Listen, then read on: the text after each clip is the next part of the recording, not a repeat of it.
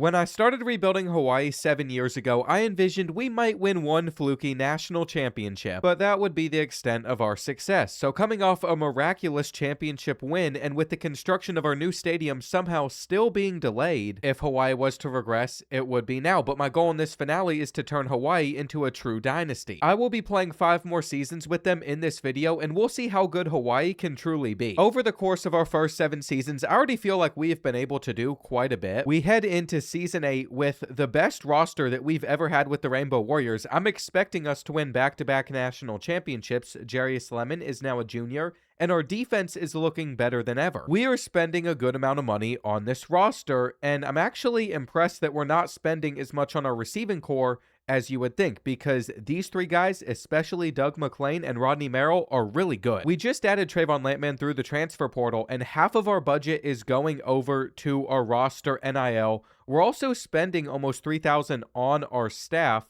but that's because we wanted to get some of these support staff to reduce NIL expectations and get us some more points. Like any other season with the Rainbow Warriors, we are going to have some tough non-conference games, like heading on the road to number 8 Miami. They're a team that typically just seems to pop up a lot in this dynasty that we have to face. We are also going to have teams like number 13 Boise State and number 2 USC on this schedule. We'll see how we do. It is going to be a big season for Jarius Lemon. We are going to be relying on him to really take this offense to even another level. We also still have this 37-game home winning streak that has not been lost yet. I have never had a winning streak this big in a series before at home. It is insane. We're going to keep trying to get these school grades higher and higher. When it comes to recruiting out of the state of Hawaii this season, though, unfortunately, the only prospects I have found are some of these 3 stars. Then we're going to have 4 and 5 stars on our board that we'd also like to sign. Since we have 5 years of Hawaii football to handle, a guy that's a gem like Tyler Vizcanio could be really effective. We are also not going to be able to play every game, but the most important ones like the national championship, I'll take very seriously. My hope is we can at least win another 3 titles over the course of 5 years, while also making sure we get a Heisman Trophy to Hawaii. We are not worried about offense during this first game, though, near the end. No, we are worried about our defense. I feel like this has been a very common theme throughout this series. I'm not even going to try to say D'Angelo's last name either, because of how badly you all are clowning on me. It ain't worth it. The Hawaiian native has been a beast for us on defense. We need to hold the Hurricanes here, and it's going to be a 2nd and 9. This is just one of those games that we really got to close out if we want to have a good chance at winning a championship this year. Even though this is the finale too, this is not the end of Hawaii content on the channel. I will be headed down to watch a game in person this year against San Jose State. I'm excited for it, but I'm not excited about the run that we just gave up. I knew it was a long way to travel to Hawaii. I didn't realize how far from Kentucky it was actually going to be, though. I'm on like a 12-hour flight. We're going to have a chance at the ending pick. We just weren't able to catch it. But yes, it is easier for me to fly to Europe, actually a lot faster than it is to Hawaii. It takes about twice as long. I leave around midday on Sunday to get back to Kentucky, and I don't land until 9 a.m. the next morning. It's just nuts, but that's how far away Hawaii is. That really shows one of the challenges that we've had to face in this series. It's why we're not going to see them move to the SEC or the Big Ten later on, even in this video, because the Pac-12 is a better spot. The travel is already far enough. We can't expect smaller sports programs to want to travel that far at our school. Here we go, though. It is 4th and 10. The Hurricanes are going to be out in basically a 4 verticals, and we have a chance at a sack here. We force the fumble. Our defensive line is going to end this one. Although Jarius Lemon gets to take one final knee, like I've been saying, the reason we were able to win a championship last year, the reason we've had a lot of success with the Rainbow Warriors throughout this series, it has been because of our defense. They've held it down for us. Rico Camarda only had 55 rushing yards. Then during recruiting, I offered this scholarship to Bruce Burt. He insta-committed, so that's a really good start to this class where we're trying to build it out and have a lot of success. I'm even offering the 5-star Christian Smart a lot more money than we were. I think, like you would expect, over the course of our next 5 games, we would win very comfortably, except against rival San Jose State. We hadn't played them in a few years, and they were able to keep it very tight against us. Now we we face off against number 6 Boise State on the road. We are currently the two teams that are carrying the Pac-12. We are both fighting for a playoff spot. That's really all that matters to keep our program moving forward. We just have to hope that we don't slip up because it has been years since we've lost to the Broncos. You know what though, even last year when we won a national championship, we still had a loss on our schedule. I will never forget how we lost to USC. We have to get a revenge this season. At least it is starting to feel like we do have a good amount of separation between us and Boise State. In the third quarter, we are up 17-3. They just held Rico Camarda on a third down though, so we're gonna have to kick our three to go up by 17. It's decisions like that that you might imagine would make it easy for us to win. However, our defense still has to hang on at the very end of the game, and we gave up a touchdown. It's been a little bit stressful, but realistically, we're even going to be able to use backup running back Bancroft here, and we should be seconds away from winning this one. They're pressing some of our fastest receivers. We have 99 speed everywhere, but it doesn't matter if we're taking a sack. It is now 3rd and 16. We're going to try and fit it into that gap, and we got Rodney Merrill. With Boise State having 0 timeouts left and us taking it to the 2-minute timeout, that is going to be the end of the game from this point. We just clutched up. It was a little bit tougher of a win than I would have liked. We just need to hope that when we play Fresno State, we can at least win that one by 7+ points so we get the extra NIL. Same thing for winning the conference title. Along the way, we just want to build out the best high school recruiting class that we can as well. Some of the 3 stars from Hawaii are starting to sign alongside the 4 stars that we have been recruiting. Well, by the end of the season, we easily handled Fresno State, and we won every other game on our schedule, including USC. They were number 17 at the time, but they finished 7-5, so maybe their team just wasn't all that good. These close ones against teams like Sacramento State, though, that is what concerns me. We happen to be Boise State's only loss as well, so both of us are playoff teams, though they're coming to our stadium where they could ruin our home winning streak. It is now up to 43 games. We're going to see how long this can last throughout this video. What about the recruiting side, though? Well, we got a bunch of commits. However, some of these deal breakers are broken, so even on a guy like Christian Smart, he could end up flipping his commitment. Iowa already beat us out for the gym 4-star defensive tackle. I think that is the only battle that we've lost so far this year. The rest of these guys, well, Michigan's going to run away with Josh Mayer, but we added some more prospects to our board at the end of the season just to see if we could get them. We have the transfer portal to look forward to as well, so I might have spent a little bit too much money already, especially since we're just going to have to keep these coordinators that cost us nothing. We don't have the NIL to hire better ones, but I guess we don't need it. We just have to keep doing what works. Of course, we still haven't been able to get a new stadium in the game. The whole reason I built out Hawaiian Team Builder was for that feature for this series, but no new jerseys, no new stadium. The whole time, it just won't work. Shout out to EA for that, man. We're going to win this one against Boise State 34-6. But if you want to start a dynasty with this new team builder feature, you just got to start it fresh. If it's not working on your month-old save that you started when the game dropped, it's not working ever again. I feel like by now it's really just been solidified. We run the Pac-12. Since we didn't have to play at Boise State, I wasn't worried. Our home field advantage is strong, but do we have anybody in the running for the Heisman? That is the question we are trying to answer right now. I would love to see Jarius Lemon step foot in New York. When I started this series, I said I wanted to get a Heisman winner at Hawaii, but as 3 names have been called, as 4 names have been called, it's not looking like it's going to be this season. These are definitely stats that are achievable in the future, though, and are we going to win any awards? We're undefeated, #1 in the country, and our coordinator's heads are still missing. That's another newly introduced bug that has not been fixed yet. Tyler Group is going to win the Bednarik Award. I think that makes sense. He is statistically one of the best linebackers in the country. He also took home the Nagurski and the butt kiss. Looks like the Lombardi is going to go to Clint Toney. He had 12 sacks. He was a major get for us from Missouri in the transfer portal. Senior, though, so we only have him for a year. However, Mafu Fine, the Hawaii 5-star edge, is starting to develop extremely nicely. And when do we ever look at defensive stats before anything else? Tyler Group had 6 interceptions, leading the team. He also had 106 tackles, not as many as Corey Etienne. The junior should be back for one more season, and Jarius Lemon threw for 30 touchdowns, 4,000 yards. He had 8 interceptions in the process, though, and I'm not seeing any rushing yards, any rushing touchdowns up here, which means he had -137. We might not have run the balls effectively. We also split our receiving yards between Rodney Merrill, Trayvon Lampman, who transferred, and Doug McClain pretty evenly. All 3 of these guys have 98 or 99 speed. We are going to be spending money trying to keep them around for another season, and we have Clemson in the quarterfinal. This is where the process of us trying to get those other national championships really starts. One bad performance, and we don't win. With some of our weeks off, though, we have a very healthy team, which isn't something we can always say. That's got us ready for a huge game for the Rainbow Warriors. When I was sitting here planning out the finale, I was originally just going to do 3 years, but then I was thinking, 5 years will really tell us if Hawaii can turn into a powerhouse or not.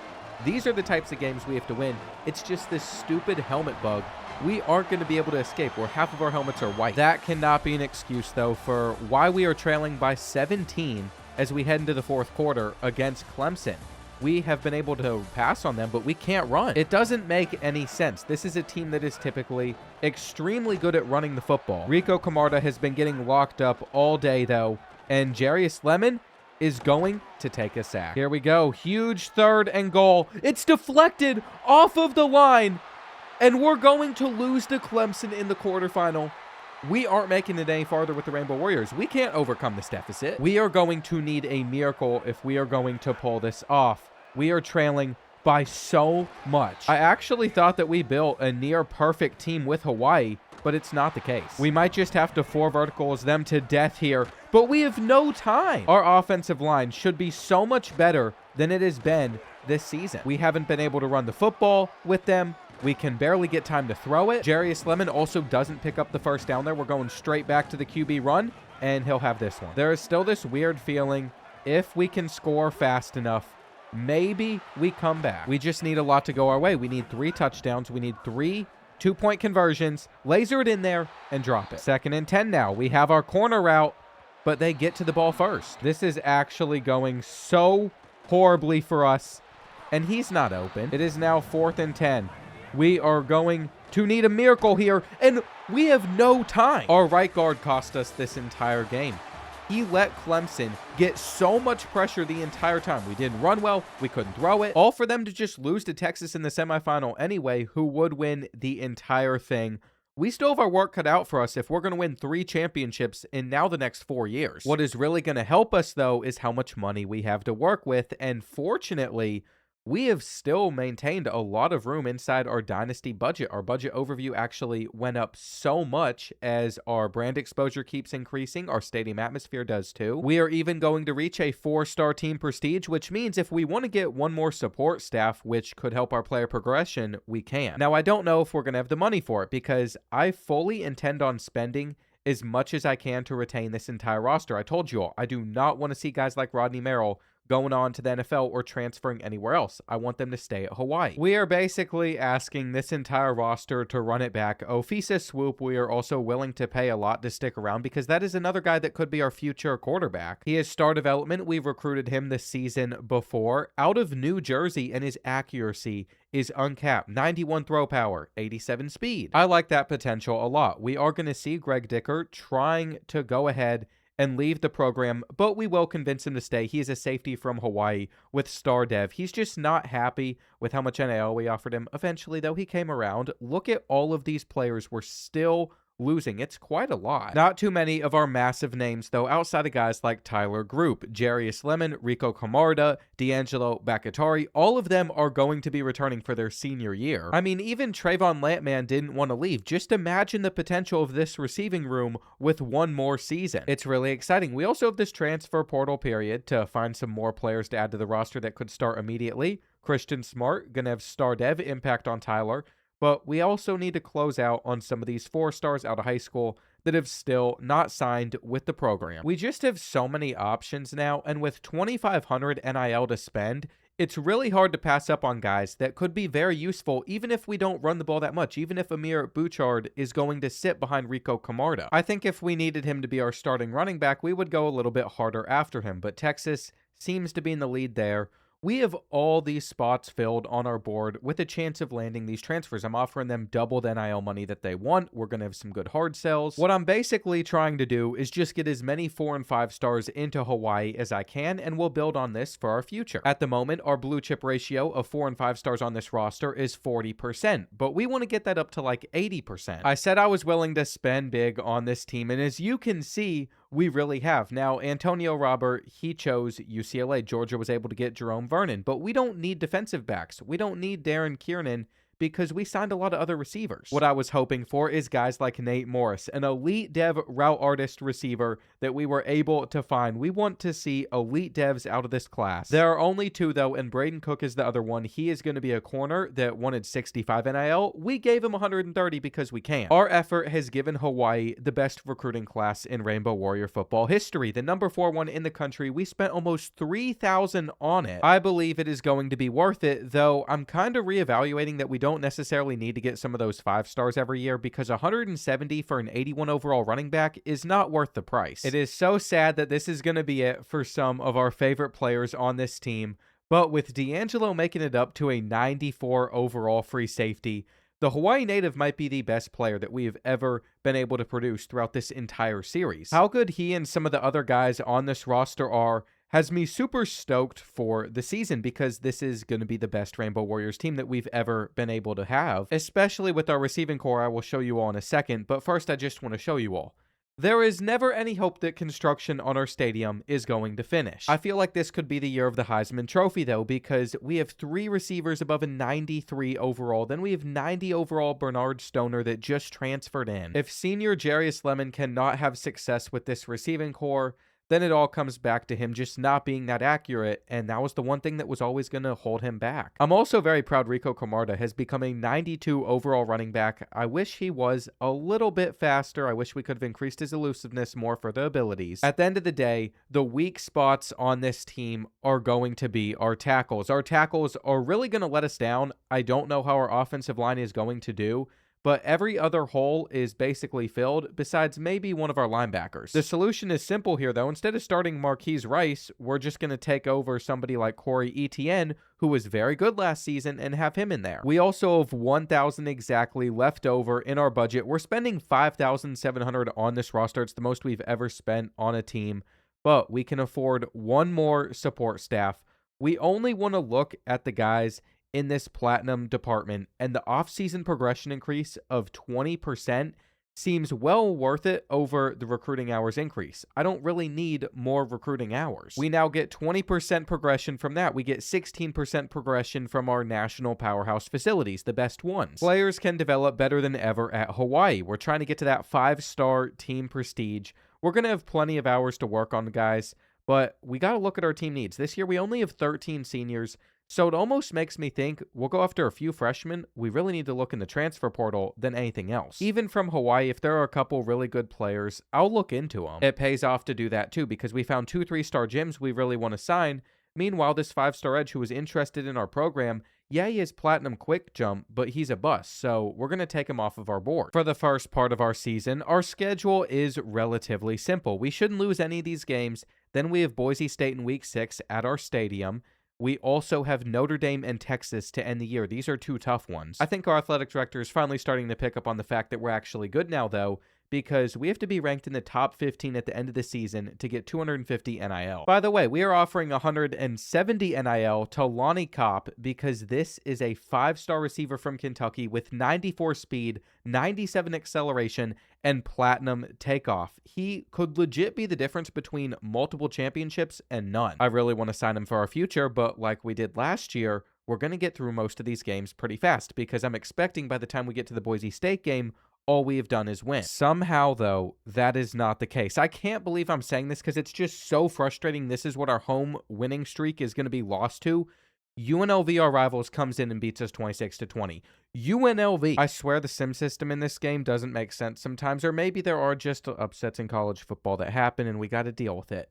It's frustrating. Maybe it's a once-in-a-lifetime thing that's going to happen, but this is the roster that just beat our team. All of their starters are at least 10 overalls worse than our guys. It all comes back to, I really think that our offensive line, where our tackles are so weak, is really going to hold this team back, because everywhere else is so solid. We have also lost some recruiting battles for these 5-stars. I was pretty confident that we wouldn't be able to get many of them, and that has turned out to be the case. Now, the 5-stars, they're a little bit easier to sign. We also have some 4-stars just to get some depth, especially at offensive line. There's a big concern among our program, though, that our one loss to UNLV caused us to fall the top 25 for half the season. We just made it back inside. I'm pretty confident if we can't win every other game this season, we aren't going to be a playoff team. That has got me extremely nervous for the rest of this year. At least Boise State is fortunately Not going to give us too many issues just because they can't stop our passing attack. We ended the third quarter with that huge first down, and we're still trying to run it effectively too. It is just no longer our strong suit,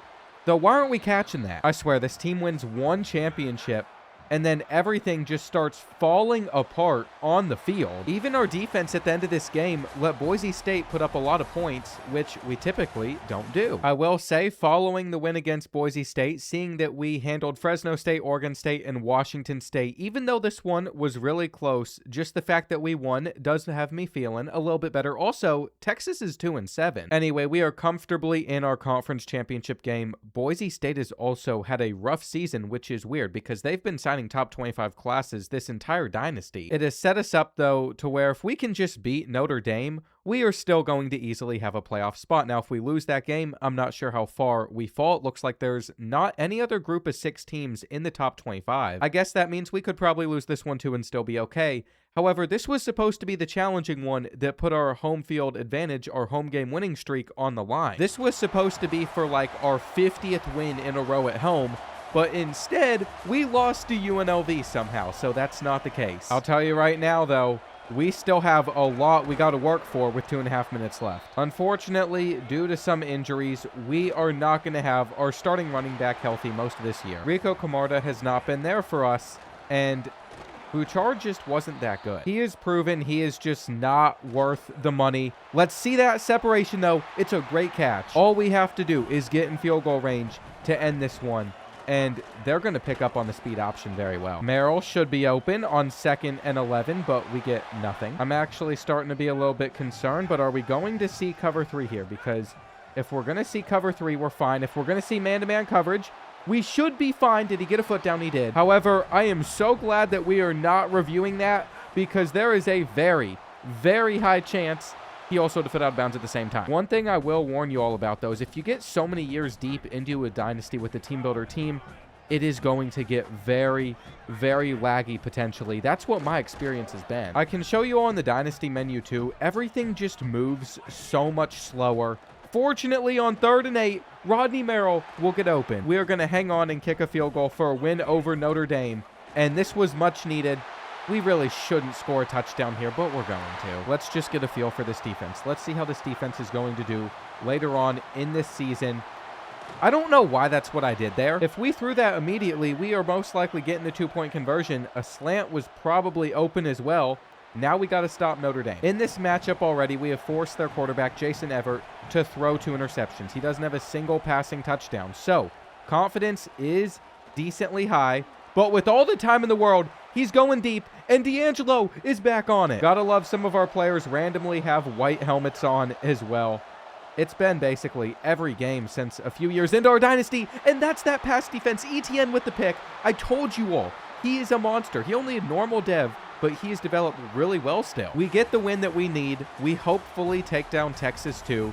And then that way, we're headed into conference championship week at 11-1. It was not even a competition against the Longhorns either. 63-6. But you're telling me we couldn't beat UNLV and Sim the same way? 670 yards of offense.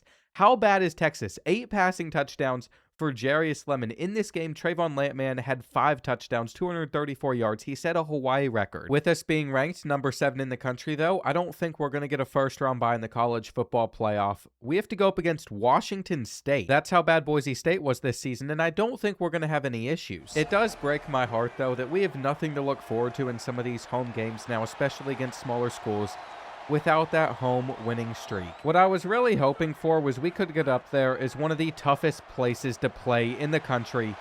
It's not going to happen. This turned into a pretty effortless win for us, 31-10, 360 total yards of offense to their 218. There is disappointing news, though, because Jarius Lemon couldn't even get in the running to compete for the Heisman Trophy. It goes to the Florida State quarterback instead.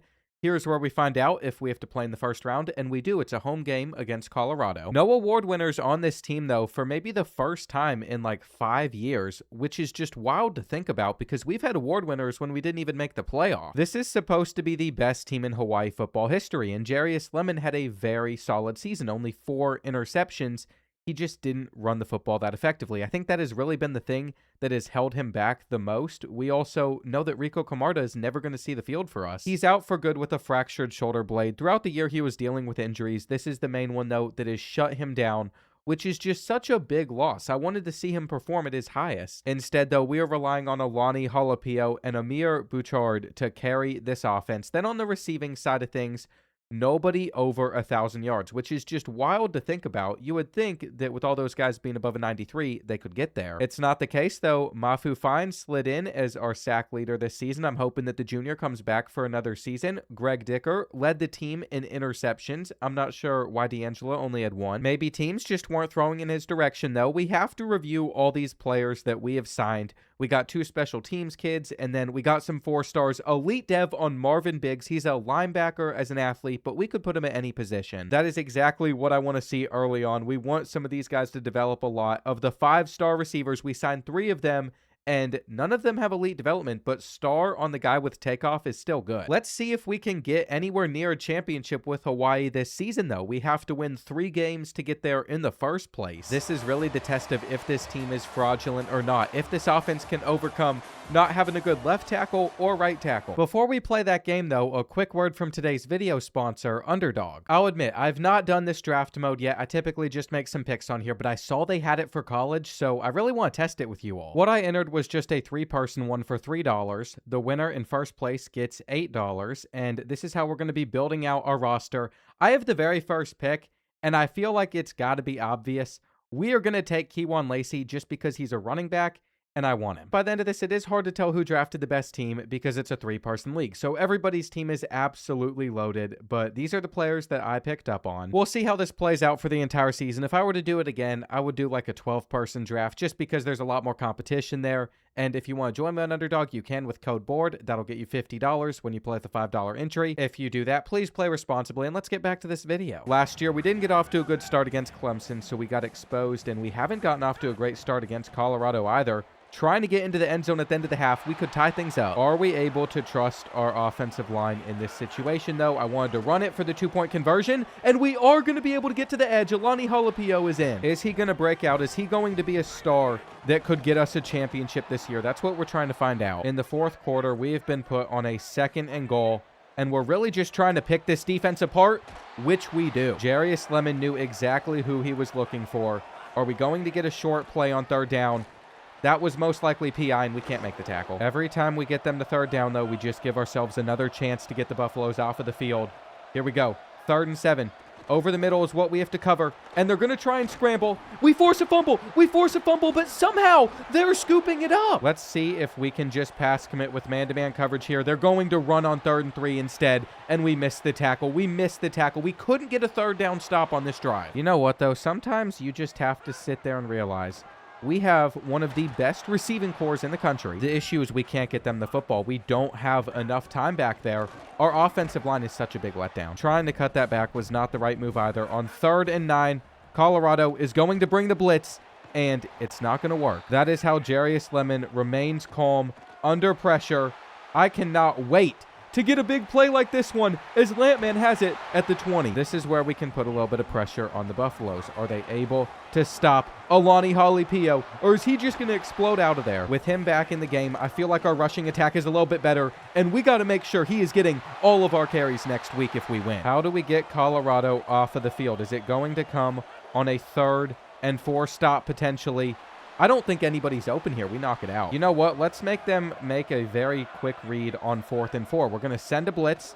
We are not going to get in enough pressure, and we missed the hit stick. You know what? They had a touchdown on that left side of the field. We were trying so hard to get back to it and cover it. No mistakes being made. This is just the struggle of Heisman difficulty, though.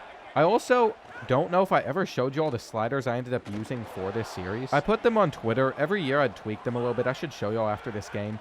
But it just kept things more engaging. It was a little bit harder than Heisman, but not too difficult. Not too difficult. Well, it is time for us to get a goal line stand. It's what we are going to need and they just find the cracks in our defense. We are also starting this drive on the 6-yard line for whatever reason, but we're going to erase a little bit of it. Alani Halapio has 120 rushing yards. We now go to the air. Jarius Lemon could start to cook. We have a minute on the clock, though, so I'm never opposed to us mixing in a run as well. See if we get another first. This is the exact type of offense we want to give the Buffaloes. And somehow, we're breaking off of the tackle. Okay, we'll take it. You know, I've not been Amir Bouchard's biggest fan, but after that play, we have to at least give him his props there. We're going to let him run a drag underneath. If nothing else is open, he will be. And there's still about 35 seconds on the clock. Jarius Lemon is starting to cook. This is potentially the final game in his career. For his career in college to stay alive, he has to keep us in the playoff. Do not fumble this football. Well, here we go. If we get man-to-man coverage, it's going to be a major mistake from the Buffaloes. And sure enough, we are going to have Lampman. Trayvon Lampman is going to send us on to the quarterfinals. That was way too tight, though. Way too close for comfort. I don't know if this team can win a championship. In the next round, it is Oklahoma we'll have to deal with next. What I'm noticing the most, though, on our path is we could potentially have to face Clemson again. I know Rico Camarda is our only major injury, but it's definitely taken a toll on our team. We're just going to have to hope we play a little bit better against Oklahoma than we did Colorado. It looks like some of our guys are going to have the white helmets, and some of our guys are still going to have the black helmets. Is this bug just going to be in every game for the rest of the dynasty? It has been so frustrating. This is the situation we find ourselves in with a minute left, though. Our defense in a position where we need to stop. I mean, we've been able to hold them most of this game. I don't see why we wouldn't be able to get one more. Here on 2nd and 7, the Sooners are obviously going to go to the air. I just can't imagine them running it here. So we got our pass defense out there, and there we go. It is now 3rd and 7. Watching some of these deeper routes, don't hit that to the sideline, but they find their tight end. Luis Phoenix is starting to cook. However, we are in man-to-man here. And is he going to have a read? He's not going to have a read. Landman gets the interception, and that is going to do it. Mike Landman, the junior, is going to send us on to the semifinals. We will be making sure he comes back for his senior year. I will pay him whatever amount of money he wants after that interception. If it is 500 NIL, we spent it one time on Micah Alejado in Season 2, and we'll do it again. By the way, if you're wondering what the sliders were I was playing on, I just remembered I told you I'd show you all. So here they are. As we've gone on in the years, I've made them slightly harder than where they were in like Season 5, just because I noticed certain things, like the computer needed to run the ball better as we got a better defensive line, like we were running the ball a little bit too effectively. That is basically it, though. I also want to show you all my wear and tear ones, because I don't think it's anything too crazy. We just did 40 and 60. But it's made it so wear and tear is not abysmal to play with. I would always say just mess with the sliders to whatever fits your playstyle for the most enjoyable experience. I feel like that really fits how I play. It might not for you, though. Now, I see that we have Clemson up next. That means that they took out the 1 seed, so they're still good even with 3 losses. We are dealing with a 95 overall team here, but if we can get through the Tigers, we're going to be in the national championship again. If we lose to them 2 years in a row, though, basically our hopes of winning 3 national championships in this video is going to be so hard to achieve. That means we got to be locked in for this matchup. I don't want to be in the 4th quarter where we need to come back down 17-24. Well, with 4 minutes left in this game, we actually have a 10-point lead on Clemson, and Amir Bouchard's even running the football well. Alani Halapio is really beat up on wear and tear. It's kind of ironic, though. We handled Clemson the way they handled us the year before. It wasn't very competitive. For the national championship, we are going to have to go up against USC. This is a matchup I am super excited for. The Trojans went 14-1. We went 15-1. They always give us competitive games. Their roster's just going to look a little bit different than it did a couple seasons ago, the last time we took a deeper look at it. Now they have Kareem Lanova at quarterback. He is a sophomore, 85 overall. Then they got 2 running backs that scare me, 92 speed and 95 speed. We cannot miss tackles on those players. We are also setting no practice on a lot of our guys because I've noticed wear and tear was really bad in our last one. It's at the end of the year, of course. It's just starting to add up for us, and it is partially my fault because we could have spent on equipment to heal our players, and we didn't have the NIL money to do so. This is probably the game that you all have been waiting for, though. If we're going to get through 5 years in a rebuild, I can't just drop an 8-hour video where I'm playing every snap of every game. However, national championships, the same thing you all love with this series, playing every snap of every game, I'm still going to deliver there. We have worked very hard to get to this point. It has now been 2 years since we last won it, and we're just hoping that we can get Hawaii another one, because that is when you start to talk dynasties with a program. Looks like we pass a lot more than we run. For their first play, we're actually going to get an interception with Droogsma. That was way too easy. I accidentally switched on to him at the last second. I just cannot believe that is how this game opened up, and Alani goes nowhere. We might have a slight issue in this game running the football, as wear and tear is already down a tier. It is already 3rd and 13. Even Jarius Lemon is shaking out his arm a little bit. We should have a touchdown over on that side, though. We should have a touchdown over on that side, the Lampman. Trayvon Lampman just put us up 7-0 in the national championship. Droogsma lurking over this area. How did we not intercept that football? What is their IQ there? Some of you might say we need to click on to make that play, but they're just standing there brain dead. We put our guys in the right position. It is okay, though. Greg Dicker is going to give up this bubble here, and they're going to run a lot of RPOs. They might look to beat us deep on this play, though. Oh, it's a keeper. Okay, big hit stick. I think we're just going to continue to press, and I see where they've gotten open. I see where they've gotten open. D'Angelo is all over it. Why are we not intercepting that ball, though? Now it is 3rd and 9. This is the defense that we are going to show them, and all of those routes are boxed. Okay, I was about to say, too, if they caught that, that would have just been ugly. The gameplay post-patch, I gotta say, it's a small sample size, but it feels off. In fact, everything about this game feels a little bit off. I feel like it was actually better at release, even if there were some bugs that they have now since been able to patch. Maybe I'm tripping out. You all can let me know down below. What I do know is we are going to try and hit USC with a huge play here, and they just got instant pressure. They did not buy that play action for a second. You can tell they are rapidly going to send heat our direction, and we're not picking it up. If we're going to score a lot on the Trojans, we need to come a little bit better than we did on that drive. A fast 3 and out for them. On the offensive side of things for them, though, they haven't really shown us anything for us to be worried about. Here we go, 2nd and 10. I don't think he's open, but another guy did. That was kind of inevitable. They're most likely just going to run the football here, so we're going to bring Beard down, and yep, it's a run or it's a pass. We just happened to miss our tackle, and we missed another one. This kid is so elusive that he is taking it all the way. John Phoenix single-handedly did it all for them on that drive. But now we're going to hit them with the RPO, and Vic is going to respond back nicely. That's exactly what we were looking for there. We didn't take this carry far. However, it is still very early on in this game, and we're going to have a blocker on this side of the field. Doug McClain is going to dive in. Okay, both teams are starting to get a little bit more warm on the offensive side of things. Here we go, 2nd and 9, cover 1, and they're going to make it a 3rd and 2. I think it is pretty obvious we are going to play underneath here. And I don't know if we're going to be able to stop everything. Okay, it's about to be 14-0. For whatever reason, I thought we were in slightly different coverage than we were. An immediate scramble on this play. USC is running a lot of press man, and I think we got to keep this for 3-yard loss. On 2nd and 13 and hoping to get back a little bit of it, we're going to laser that one into Rodney Merrill. Theoretically, our block should be good enough here as well, as we just have a great lane to run through. It's a little bit weird without Rico Camarda because that is who we thought that we were going to be relying on in this game. Great teams will always find some solutions, though, and we got that ball out just in time to Doug McClain. Everybody is a little bit tired. Even Doug McClain, he was down -3 speed. It has been a long season for this team. We're going to get this ball out very fast. In my opinion, this is 4-down territory. On 3rd and 2, they got us short. We have to be able to convert, though, and we're going to have a touchdown to Lampman. Okay, we are back on defense now. Halfback screen to start this drive for nothing. If anything, we need to be very clear that we don't just give up a massive play, though we got to make that tackle. We've missed a lot. I can't think off the top of my head and how this team compares tackling-wise versus some of the other ones that we have had with Hawaii. It just feels like they are really letting us down, though, and the check down will make this 3rd and 5. All right, we're going to get a QB contain out there. We are going to sit in Tampa 2, and I think they have multiple options. They are not making it easy to get them off of the field. They're one of the best teams in the country for a reason. Interesting how they've been taking time down the last couple plays, though. It is now 3rd and 5. They really are just going for a field goal here, unless they get a touchdown, and we can't let that happen.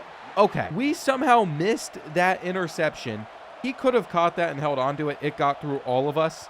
This field goal is going to be wide left. From this moment, what we do with this ball could be legendary. I don't know if this is going to work, but we need to come back to it. and then somehow turn this into a touchdown. Well, Jarius Lemon is looking to end his career extremely well at the moment. In the first half, 173 passing yards, 3 touchdowns, no interceptions. But what does the second half have in store? We were a little bit hesitant there. There might have been some reads that were open, but it doesn't mean you have to throw the football. You can still carefully scan the field and look for what you want to take. We might even be able to mix in a quarterback draw successfully on 2nd and 10. I honestly thought he was going to be an even better scrambler than he has turned into in his career, but he just never got that fast. This is where next year with Ofisa Swipe, we could really start to have a lot of fun because he is actually that quick. We are going to find our tight end. Vic gets it inside the red zone. Just a really good start to the second half so far, but not a good run. On 2nd and 8, we are going to have the RPO. The blocks are going to be good enough. We are just hoping that we can cut this to the left side and turn this to a touchdown on 3rd and inches. You know, we have looked really, really good against USC. It genuinely has me wondering, how on earth did this team lose to UNLV? It's a 3rd play for a broken touchdown. Palms coverage just absolutely sold us there, but look at Rodney Merrill. He is going to beat the press. We can get into a shootout against USC. Jarius Lemon is feeling himself in this game, and Alani Holipio puts us at the 5. USC has got to be sweating right now. Halfback screen will make us lose 6. That was not exactly what you want to see there, but we're trusting we get open, and we make the diving catch. Lampman was such a huge transfer signing. I didn't even expect him to stick around for 2 years. He is added to this receiving corps so nicely, and after they've had 3 broken touchdowns, we are just going to stick in some of the most stock coverage possible and hope that gets us some stops. I'm not even going to get on our safety and bring him down. I'm not risking anything. We want USC to actually have to work for their points, or else this could be a long game. I don't know if we're just going to be able to score forever. So here we go. 3rd and 10. Watching everything. Send the spies, and we're good. That is how we force a stop. Now back at returner, we should be putting one of our better receivers, but just for wear and tear purposes. Even though we could have 99 speed there, we don't want them to get beat up any more than everybody already is. We might transition into a little bit more running as we try and seal this one. Looks like it's going to be a 3rd and 2. How does USC defend it, though? Because they don't seem to have the defense out there that is going to be able to stop this play. We are now on our feet still. What is going on? Huge moment, I guess. And with the play action, we are going to have a chance at an absolutely huge one, but we're out of bounds. In the 4th quarter, we are in the prime position. We're in field goal range. USC's defense has looked horrible this entire game. We really just need to try and settle for a field goal. Are one of our receivers going to get open down the field, though? We are going to have Rodney Merrill. Rodney Merrill's in the end zone. This one has turned into a Jarius Lemon legacy game. What a way for his career to end, though. It's not over till it's over. They break a tackle. We literally just pushed them into the end zone. We made the tackle at the 10-yard line, and they get a touchdown there. How do you stop that? Interestingly enough, they aren't going for the onside kick. They have given it back to us deep, and we just got to make one guy miss. Well, here we go. First carry is going to get us 4. They are looking for their fast 3 and out, and they might have it. It'll really just depend if they have good enough pass defense on Jalapeno. Sure enough, they actually did. So now we have to give this back to the Trojans with 3 minutes left. On 1st and 10, they just want a quick pass. We got to keep them in bounds. I am so nervous right now that we could actually choke this national championship.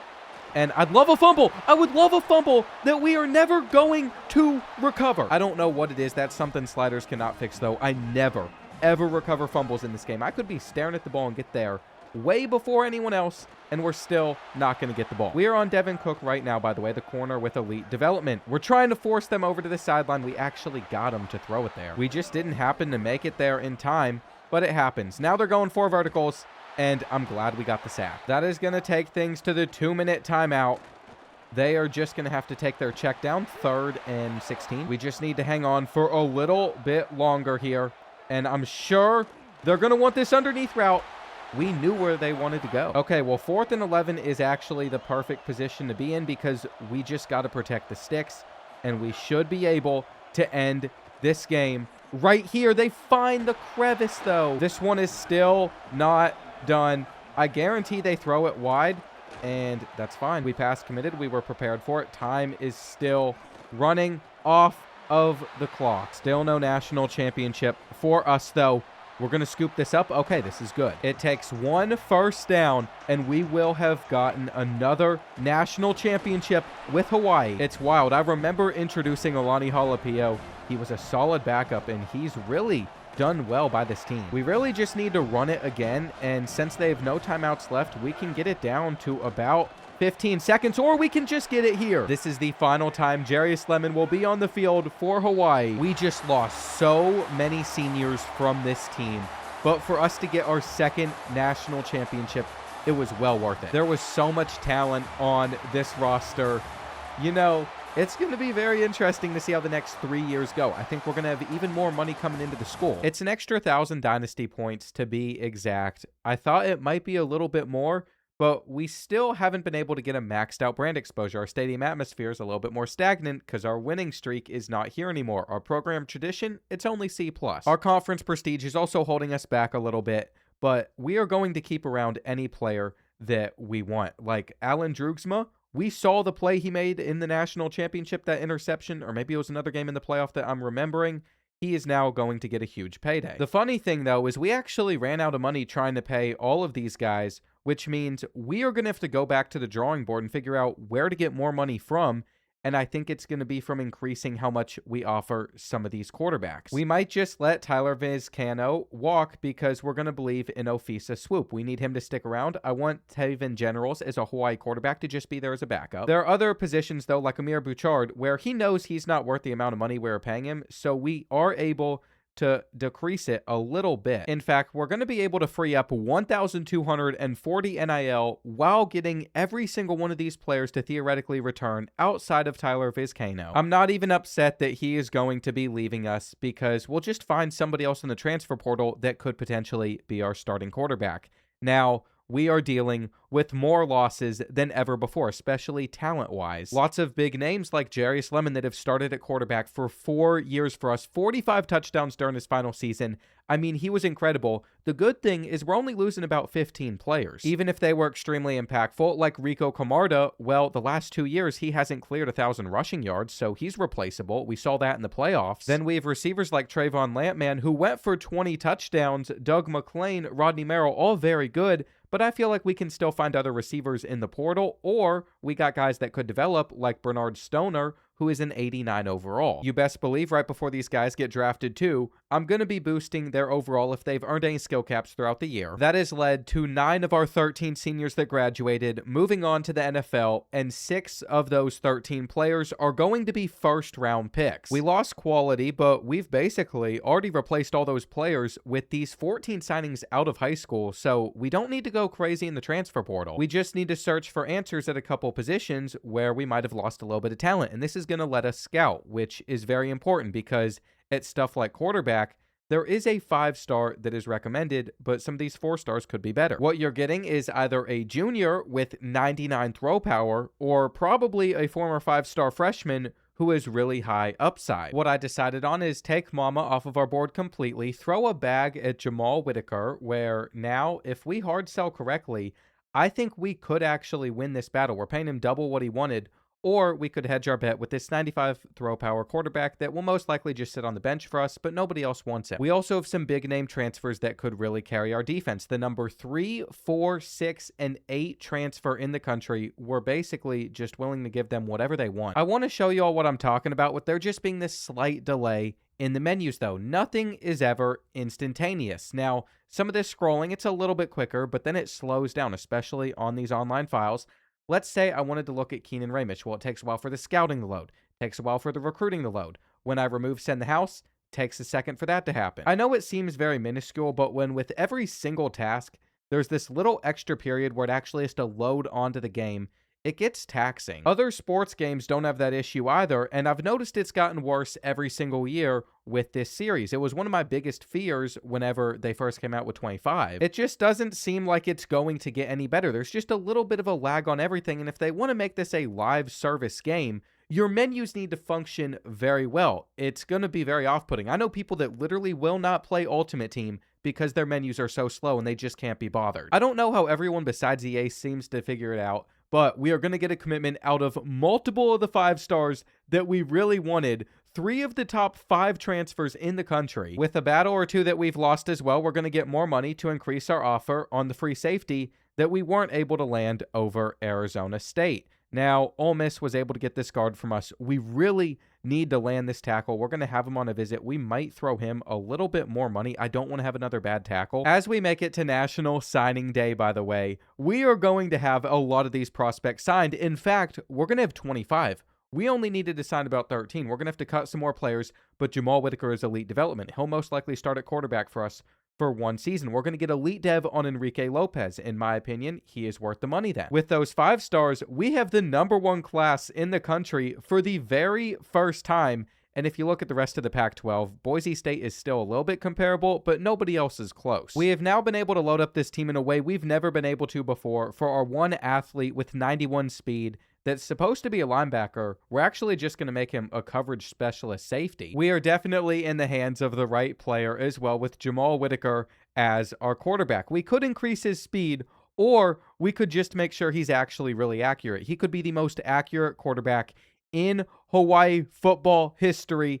I wish he had 1 extra skill cap because we would definitely spend it there. Either way, it's going to be an exciting season, and with so much NIL spent on so many of these players, this is before training results. I can only imagine what it's going to look like after training results. Well, leading the charge will be 95 overall Mike Landman at corner. On the other side, we got Braden Cook, who is a 94. Our defense looks so scary for this upcoming season. I am so excited. The unfortunate reality, though, is I do end up having to cut a lot of the guys from Hawaii that we recruited seasons ago, because we have to get our roster size down. This is the team the game says is a 97 overall. This is our 96 overall offense. I feel like we are looking very solid there.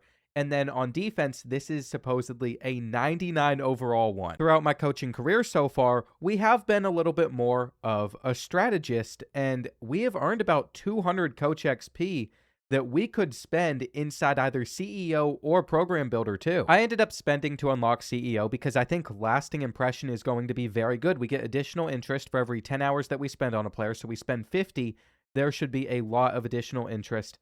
I also really like the idea of increasing all skill group caps by 1 for our rising seniors. That'll affect 13 players next year, and the year after, 26 of them. We're also going to look for some transfers. Losing 19 guys from this team, I feel like we can replace all of them through the portal. We started all the way back at 7-6, and now 9 seasons in, we have 3 more years to potentially do even more with Hawaii. We have to win a national championship in the next 5 seasons to please our athletic director. That is one of our 3 goals now. There's a high expectation on this program, and I honestly think we might want to start Amir Bouchard over Alani Halipio, also just because his wear and tear is a little bit better for his career. It's kind of a wild decision to make for the amount that I hated on him last year, but we're just going to have to roll with it. We also are going to keep our support staff the exact same. We have 30 NIL potentially available to spend right now.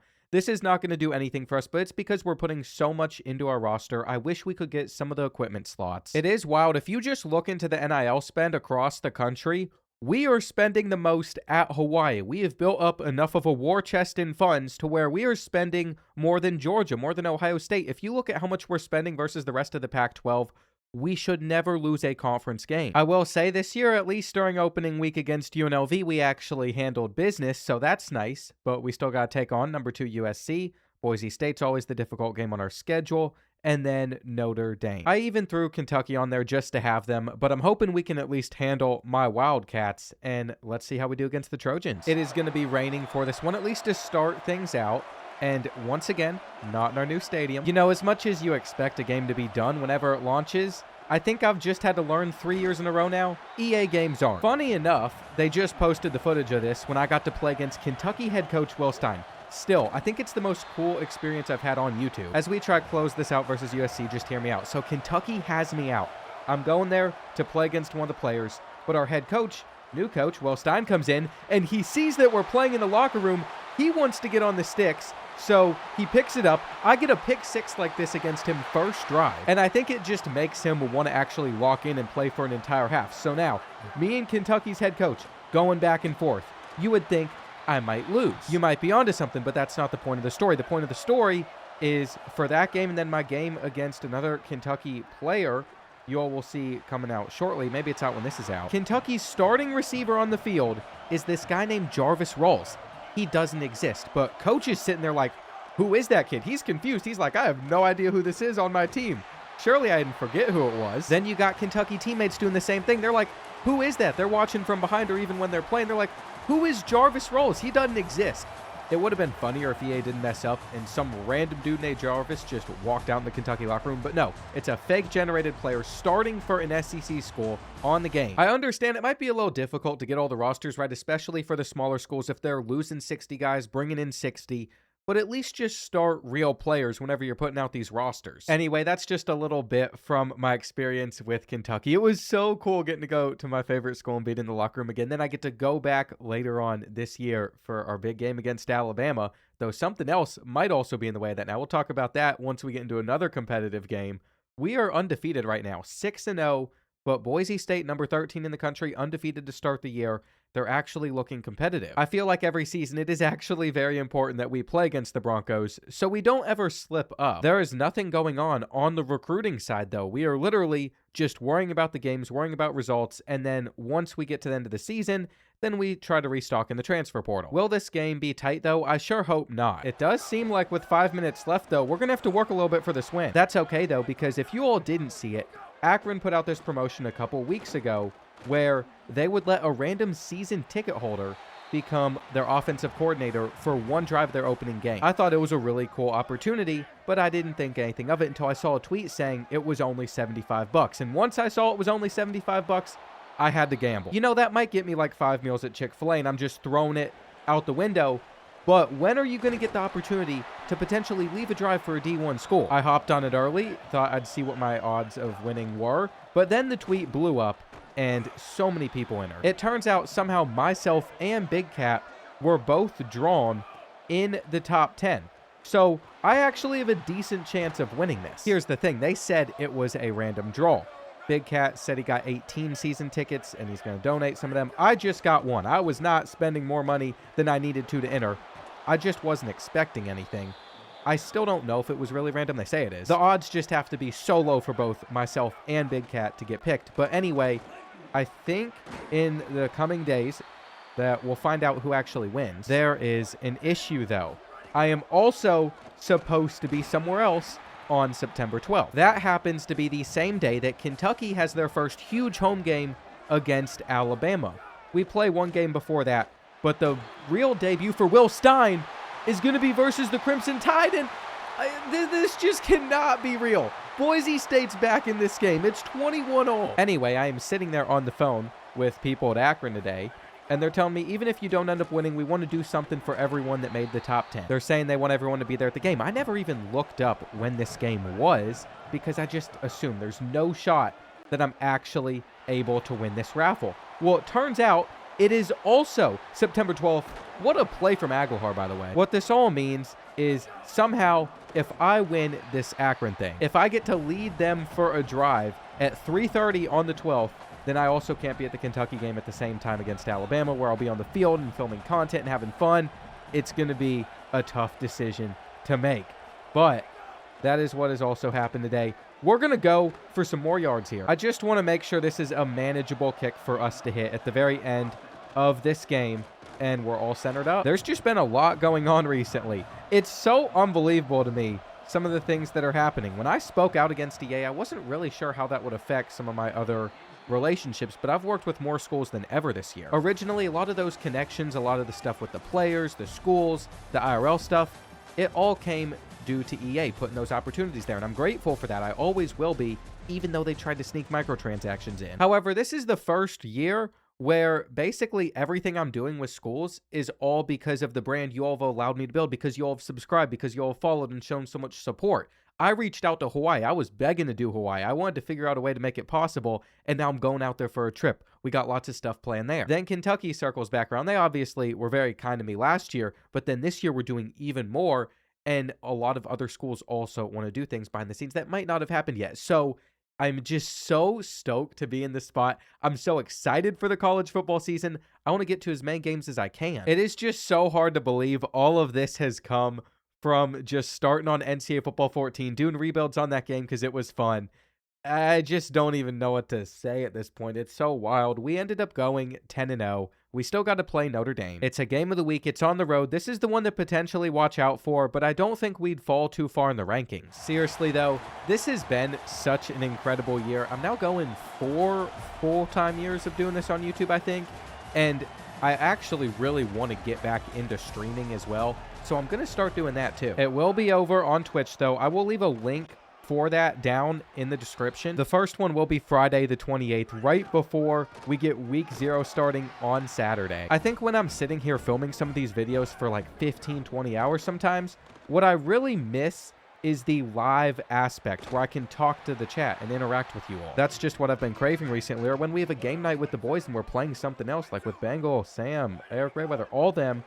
I could also just have those games out there. Now, on this 3rd and goal, we're not getting in. However, we're already up by so many points, so I kind of figured we might as well go for it, and we dropped it. It's okay. The important thing from this game to take away is be there for the first Twitch stream. I'm so excited for that. Then again, we also need to get excited for the rest of this season because Alani Halapio's taking a lot of carries now. You know what? If we're winning games, then we're winning games, and it is what works. Right now, we are 12-0. We took down my favorite team, Kentucky, to get to the conference championship against Boise State. Everything has gone back to the way that it should be. Where the Broncos only lost this season is to us. They'll be a playoff team either way, but we are fighting for a first-round bye. However, there have been 2 seasons now already where I'm pretty sure we've had a first-round bye and we just lose in the quarterfinals, so it might be cursed. Well, like anyone would expect, we are in control of this game at the very end. On 4th down, that was such a sick juke. They just kept their hopes alive. You know, if we choke it from here, fair play to the Broncos. They deserve it. I can't believe we weren't able to wrap up there. Handoff is in. With their 3 timeouts left, they are just going to kick it off deep. They are going to trust that they can get a stop against us, but I feel like we should be able to run for a first. Amir Boucard is back out there as well, and it's the easiest first down ever. You know, it's actually really nice to have this 1-2 punch if those two are going to be as beat up as they are. We couldn't break off of that tackle. They used their 2nd timeout. It is 1 first down that will still seal things, though, and we're on to our 3rd string running back. Isaac is going to take this pitch. He can't get off of him. So we need to convert or else we're punting it. I have a feeling we could see man-to-man coverage out of Boise State, so we're going to get a comeback route out there. On the field, they got a free rusher, though. Just like that, we have to play defense versus the Broncos, and they're at the 40. You know, I was a little impatient there, too. We probably could have wasted another 10 to 15 seconds before punting. Since we didn't, though, we really do need to lock in, and I think he's open. Well, on 3rd and 4... they're going to have the same route once again. Then it is smart for them to just come up, spike the football, give them 38 seconds left. I do think our man-to-man coverage is causing a lot of confusion, though they beat us off the line, and if they chose to go deep, they could have. I am not sure if it's the fear of throwing an interception or what, but it is now 3rd and 18. That route didn't work on us. That route did not work on us. We are going to back everybody up. We are ready to stop Boise State, seal this conference championship for like the 6th year in a row. I cannot believe that got as open as it did right there. You all saw my face. I thought for a split second that we gave it up, but instead we're going for the return. We want the points. Okay, we can't get out of this. Oh, well, it is another Pac-12 title for us to just add to our trophy room. No issues here. Well, Jamal Whitaker is in the running to win the Heisman Trophy, but so is this Boise State receiver. Then Texas A&M's quarterback's there. I don't think Jamal Whitaker is winning it. Just seeing his stats, especially seeing 50 touchdowns out of Oklahoma's, we're not getting the Heisman. You know, it's nice for Hawaii to get a little bit of representation here. Once again, it's been about 5 years. But the truth is, Jamal Whitaker didn't have a good enough year. He was worth every penny of the $280 NIL we paid him, though. The Boise State receiver ended up getting it. You know what he didn't get, though? He didn't get himself a conference championship. I wish we were able to just get one Heisman. We're going to get Defensive End of the Year with Mafu Fine, so the Hawaii native wins a huge national award. It's actually a really cool way for him to go out. With only 30 NIL, though, we aren't going to be able to get our coordinators. It's just something I have to note. Jamal Whitaker had 31 touchdowns, only 1 interception, 3,500 passing yards. On the ground, he had 6 rushing touchdowns, but it was 1,000 yards out of Amir Bouchard that really carried the team. Alani Jalapio had 700. Both of them contributed as well as they could. Bernard Stoner was our leading receiver, but none of these guys cleared 1,000 yards. Max Aguilar came from Hawaii. There was a period where I thought he might transition into a running back, but he didn't need to. Mafu Fan with 13.5 sacks. Christian Smart was a 5-star we got out of the portal. He had the second most sacks on this team. And all 3 of those defensive backs are going to be returning next season if we pay them. I guess there is always the chance they have first-round draft grades too. Ohio State is our first game. I can only imagine how challenging this could be for us, but we got to go for back-to-back national championships. We are trying to break that quarterfinal curse right now. It might be a curse for a reason, though. I'm really hoping we don't lose to the Buckeyes. There's just a decent chance. This is actually ridiculous. I can't even believe I'm saying this. But with 3.5 minutes left, we do find ourselves down by 9. We are also going to have the Hawaii native out there on the field. Generals has never taken a snap for the Rainbow Warriors. Jamal Whitaker just got injured at literally the worst possible time. Let's get out of bounds. Apparently we didn't. We're going to go for a halfback screen here, and they're all over it. I am not liking the look of this right now. I will tell you that. We are just getting pressed so hard with Irving. You know, with all this throwing that we're doing too, we got to mix in a run at some point. On 2nd and 9, they are all over it. I was sitting here trying to hurry it up, though, to give us a better chance, and we'll take it. Well, we still do not have our Heisman finalist back on the field, so not great news. However, it looks like we could put Jamal Whitaker back in if this button actually worked. What an EA game right now. Oh, it's still on the screen, too, so I can't even see where Alani Jalapio is to get him the pitch. Does anybody actually test the game before it releases? I guess we'll never know, but we got a touchdown. Jamal Whitaker comes in for the play. We are also going to go for this 2-point conversion, and the reason for it is simple. 1, I think Vic is just going to be wide open here, and 2, even if we don't stop Ohio State, we might be able to let them run it in for a touchdown and then get it back. Here on 1st and 10, it was always going to be a run. We do have to be a little bit more careful on something like 2nd and 10, but we're right there. Okay, do we think Ohio State is going to throw? I would assume so.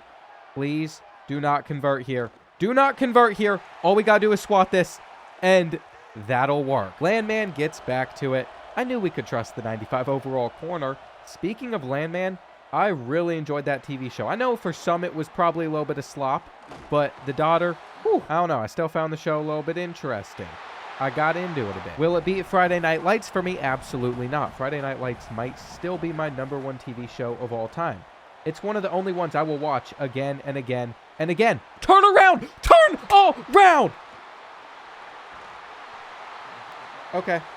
Hawaii is not going to have a chance at a championship this year. I could go on a rant about this game and the physics, but I'm not going to. It was a bad read. I just very briefly want to point out, I threw this to click on and make the aggressive catch, and when I clicked on, for whatever reason, it takes me farther away from the player.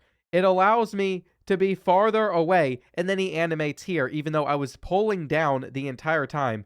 He gets put in the position just automatically. Am I going to die on that hill? Absolutely not, because it was not open at all. That's probably how it plays out in real life anyway. I'm starting to notice a trend, though, where we don't believe in Ofisa swoop, and we end up paying for it. None of that is really going to affect how many dynasty points we get, though, because our program tradition is still going up. Our brand exposure is now sitting at an A. That means our program has 12,000 points to work with, and that's more than ever before. We can spend this on our roster. There really aren't too many players asking for more money. I'm a little bit surprised this 76 overall wants so much. I'm not really going to give him more than that. If he decides to transfer, that's all up to him.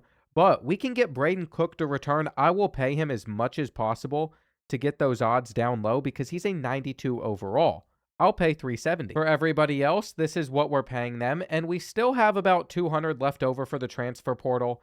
What I'm curious on, though, is how do we make sure guys like Ofisa Swipe don't leave us? We're going to have to pay him almost $460. If we can even get back just some of that, that would be such a major deal for us. It is going to give us 885 NIL for the transfer portal at the moment. It looks like Oklahoma won it all. So Ohio State couldn't even beat Nebraska. It was my fault, though. And for some of these freshman receivers, we have an extremely low chance at getting both of them to return, including Lonnie Kopp, who had platinum takeoff. I thought we were going to have him for sure. With both of those guys being gone, that is a big issue because Droogsma's 200, but he's gritty possession. He's not worth it. Then we have to say goodbye to Jamal Whitaker and all of these other amazing players. Amir Boucard, he is gone. Mike Landman, he is gone, of course. Tevin Generals actually came in and did a really good job for being a backup. Mafu Fine, another guy we're saying goodbye to, Greg Dicker. It's just a lot of losses for us, and you are going to see how many first-round picks this team had. 9 of them, but we weren't able to win a championship. This team was better than last year's. I keep forgetting once all those players are off of our roster, though, we also get all their NIL back to spend on guys. We have 3,800 NIL to spend on this transfer portal class. You best believe we are going to go as crazy as we can. The number 1 quarterback, Tavon Redmond, we might as well throw a bag his way. Lonnie Kopp, he thinks he can just leave our school. Same with Stephen Hatch. Well, we're also going to throw a bag their way. With the amount of money that we have, I'm not even going to waste my time. I'm just going to max out some of these offers and be willing to give these guys as much as they want. I feel like it's going to be really hard to spend through our entire budget, though this could affect how healed our players get. I just don't want to be losing battles, and as you can see, even when we max out our offer, we're still losing to schools like Texas. By the time we make it to the final week, it is very obvious some of these battles are going to come down to the wire. We just have to decide which guys to take off of our board, which battles we're not going to be able to win. And seeing 5th place on this kid, we have to put him on a visit if we want him. I'm a little bit worried by some of the names I'm not seeing pop up as we head into the final week of the transfer portal. I've just had to remove a lot of guys from our board so far. And as you see commitments, you're going to see Pittsburgh is going to take away Marcus Smith. So there goes our running back. You're going to see Michigan gets this edge. Most importantly, though, Tavon Redmond, Clemson has on a week 4 visit. So I don't think that we're going to sign the quarterback. I don't think Lonnie Kopp is coming to Hawaii. Sateki Wilds, though, is a transfer portal receiver from Hawaii I just noticed was in the transfer portal, so we're going to go after him. We ended up signing him alongside another quarterback, some of these other receivers, and a class of 17 guys because Lonnie Kopp didn't want to come back to Hawaii, but we got Tavon Redmond. We are about to be spending so much on our quarterback room. He is star development. I mean, he could actually be the starter for us, but if we don't start Swoop, then we see what happens.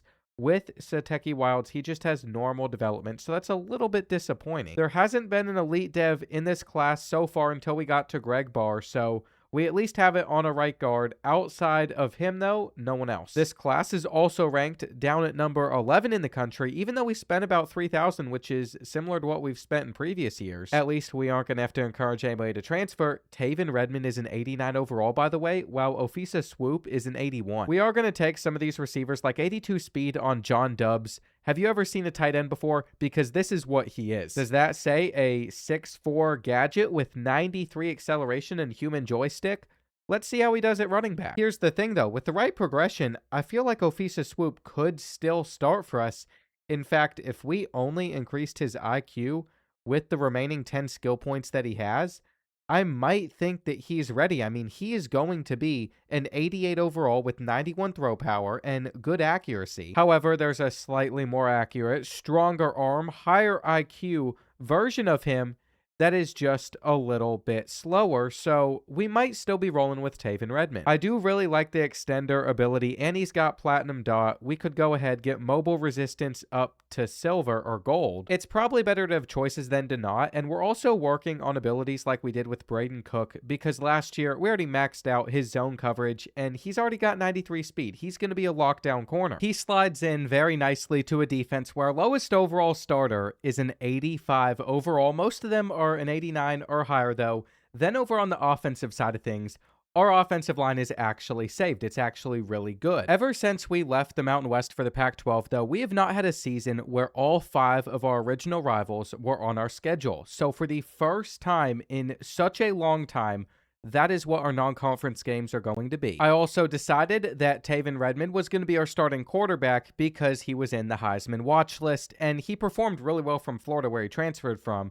So I couldn't move on from him. Ralph Gibbs is up here with him mid-season. You're probably wondering, mid-season already, what all has happened? Well, we've blown out every single opponent on our schedule We're about to play number 15 Boise State, and then we should have another 4 easy games to win. I'm not going to sit here and pretend like it's not a cupcake schedule. It's definitely one of the easier ones that we've had to face. It felt like it was only right, though, for us to at least have one season where we face all those rivals again, because for some of those teams that we've played, it's been like half a decade. You know, every single season I probably say one of the same things like, wow, this is one of the best teams we've ever built. This is just another one of those years, though, where that actually is true, and we're not dropping it twice. I can only imagine how much money Taven Redmond is going to demand if we were to want him to stick around for another season after this one. I don't know how they didn't tackle us there or knock it out. It was Ralph Gibbs with the touchdown, though, and you're starting to see why he is in the Heisman race. Enrique Gillikin actually got player of the game. He had 114 rushing yards. Then following that win, we went on to coast through the rest of the season. We haven't seen a fluky sim result to UNLV since they messed up our home winning streak. It is just ridiculous to think if they didn't do that, this program would be in an even better position. I can't think of the exact number of where it was at. I think it was about 45. Then we've picked up another 21 since then. So we could be on like a 66, 67 game winning streak. That is not intentional either. That meme is dead. We are headed into conference championship week, though, on top of the Pac-12, with Boise State actually not making it as Washington State has taken their place. We're also going to see Oklahoma quarterback Max Kenoy is the favorite to win the Heisman with 28 passing touchdowns and 5 interceptions, while we have 29 touchdowns and 1 interception with Tavon Redmond. It looks like Oklahoma isn't playing during conference championship week, though, so this opens up the question. If we throw for enough touchdowns, can we take that Heisman? There is one problem, though. John Dobbs, our 94 overall tight end, he is going to be missing this game. He has a quad tear. The good news about that is he's only out for 2 more weeks, so we will have him back for the playoffs. As cool as it would be to have him for this game, I think we have won like 6 Pac-12 conference championships in a row. It isn't necessarily making or breaking the game whether or not he is playing. For Tavon Redmond, though, he needs to still have a really big game, and you can't be missing that. On 2nd and goal, we are just going to look for our drag, and it's going to be dropped. There's our backup tight end doing backup tight end things. What type of pressure are they going to bring here, though? Okay, we're going to have somebody getting open. He is certainly stepping up to the occasion, and we aren't catching everything. Mainly, we're just seeing the impact of not having our star tight end, but also I would like to get some rushing touchdowns too, and that might not happen. At the very end of this game, we are potentially going to run up the score a little bit. How many times, though, do I have to illustrate how useless our backup tight ends are? We're going to see if we can place this back of the end zone, and we can. Taven Redmond finished the game strong with the hope of lifting the Heisman Trophy. Is there going to be a Hawaiian quarterback taking this home? Colt Brennan would be so proud. He is the first player to walk out, but we saw this last season. This doesn't necessarily mean that we are going to be taking it home. Max Kenoy is number 2. He has a few more touchdowns, but he also has a few more turnovers. Connor Rivers is not going to be in the discussion. I'm also imagining that Nick Norris isn't really going to be either, but he could. This is a really nerve-wracking moment for me because this is one of those goals I've wanted to achieve with Hawaii. Please tell me it's going to be us. Is it? Is it? I have to mute all the commentary and music because it was getting stuff copyrighted. So I'm not even sure if we won the Heisman Trophy. All I could hear was sophomore quarterback. Turns out it was Taven Redmond. 34 touchdowns through the air, 73% completion percentage. You know, it was a good season for him. There might be other awards that also come with it. He's going to take home the Walter Camp, and Ralph Gibbs might take home the Blitnikoff. I mean, we saw him up there in the running too. It turns out he did not, though, and I was supposed to fire these coordinators so I could hire some with the money we had laying around for next season, but I forgot to get rid of them, so we're stuck with them. Our first opponent in the playoff is going to be number 6 Utah. They are coming off of a win against BYU, so we got the Holy War in the first round. Looks like we could face either Tennessee or Kansas State if we win. It is a little bit of a curse, though, being in our position right now. Looks like Enrique Gillikin did lead the team in rushing yards, though. Alani Halapio, 14 touchdowns.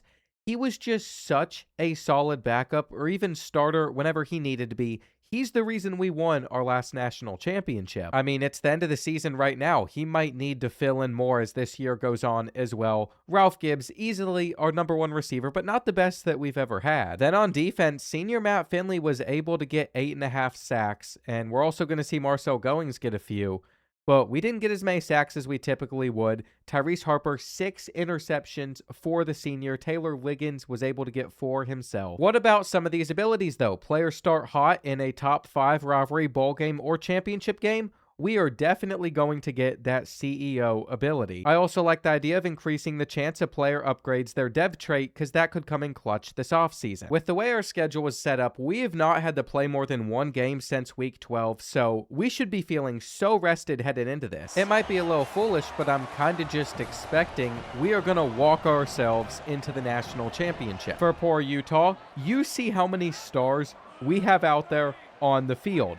They have been able to have a lot of success on offense, but never we're going to have enough success to keep up with our offense. Here at the end, we are just looking for our 4th interception, and then we will be done with this one.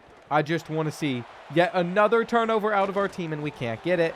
It's okay, though, because we all know we're moving on to the semifinal. It's just going to take one more simple win, and we should be back where we belong. Who are we going up against next? It's none other than Kansas State. Then, if we are able to get through them, we'd be facing either USC in the championship again, or Clemson, who was unranked, but they were able to win the ACC, and now they could get there. Low-key, our path just doesn't feel like it is that challenging. We are at least getting our chance to be seen as a dominant force in college football. Our matchup against the Wildcats has gone pretty well, you could say, though we just let them get inside the red zone. We're up by 13, and we've only given up 10. The only thing that is a little concerning is they did show some pushback for our offense, which we didn't see the week before, but we're knocking everything out. We have stars literally all over the field, and we're just trying to get one more turnover. It is looking like they might be able to find their way into the end zone, though.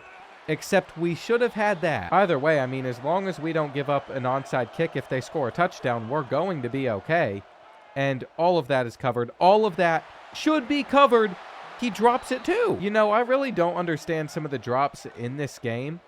That one didn't make sense. What we don't want to see a drop on now is this onside kick, and we are not going to get that. Well, with this win, we are now one more away from our 3rd national championship with Hawaii. I think that we're able to get it done. We just don't know who it's going to be against yet. Sure enough, we are dealing with USC in this matchup, though. And I feel like this is definitely a rivalry by this point in the dynasty. We aren't able to update that into the game, even though we're supposed to be able to as a new feature because, you know, EA things. We obviously still see it as one, though. And without Moses Hamrick, one of our starting linebackers who's out with a broken tailbone, we are missing someone. The question becomes, can we overcome that to get a national championship, or are the Trojans going to get their revenge? To be honest, I could see it going their way, but only if I come out and throw multiple interceptions. We won't even get the chance to do that either, because we are getting to start on defense, though. A couple missed tackles, and they're going to have a chance to take this one back to open things up. He breaks off another. That is not the way we needed to open up this game.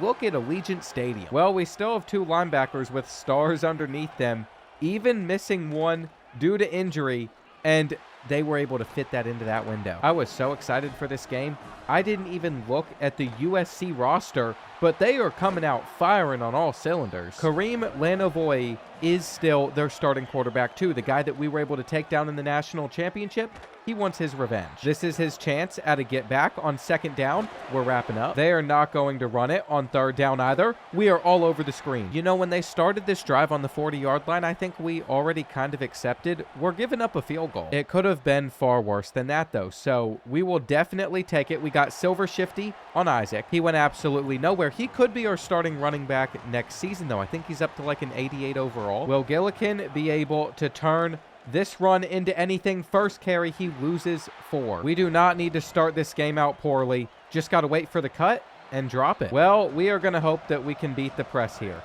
I mean, that's all that we can really do. We also had someone open. Has our offense showed up to this game so far, though? Not at all. We are going to have to do a lot better on our 2nd drive. We might as well see if we're able to press the Trojans here. Maybe send a blitz on 2nd and 11.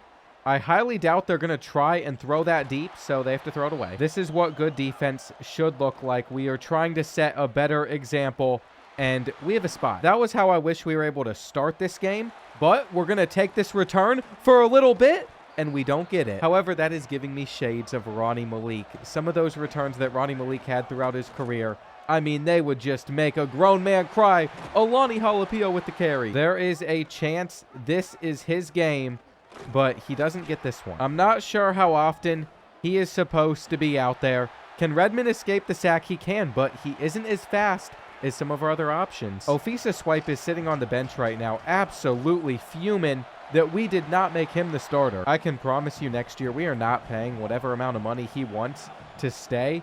We are probably going to have to find somebody else. He has most likely lost faith in our program. That is just mean from the Heisman winner. Late tackle as well. What a nasty play, though, giving us a little bit of motivation, and we're about to score. Here on 2nd and inches, you see who is in the game. Alani Jalapeno is going to truck his way to the 2. I feel pretty comfortable with him getting us into the end zone.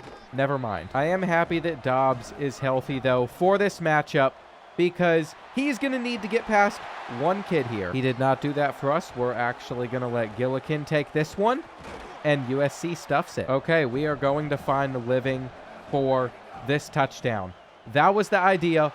He is going to miss the throw, though. You could argue we should have taken our 3, but I am fine with us being aggressive. On 2nd down, there is going to be nowhere to run. USC would be silly to try and throw the football. We're also going all out for a block, but we weren't able to get it. So now Morris is left with not much help back there. He can still get us to midfield. That right there is why it's not detrimental to turn it over in the spot that we did, especially if we can start the drive like this. I'm also not going to sit here and act like it's completely ideal, though. Eventually, we got to get open versus this man coverage. There is no world that they go back to it, which is why we expected zone here. Will USC think that we are about to throw it again, though? That was the question we were wondering. It might be best if we just pull out the power option and then take it up the middle ourselves. I mean, now USC is going to be watching for that more than ever. We pitch it to the outside, and they're still holding us. Do not let Akron see this video. This would be a good reason not to make me their offensive coordinator, because I can't get us into the end zone. It is now 3rd and goal. We are going to give it to Alani Jalapeno, and sure enough, the Hawaii native finds his way in. You know what's so funny, too? I actually think he's from Florida. I don't think he is from Hawaii. But because his name looks like it could be Hawaiian, I've just been saying that he is this entire video.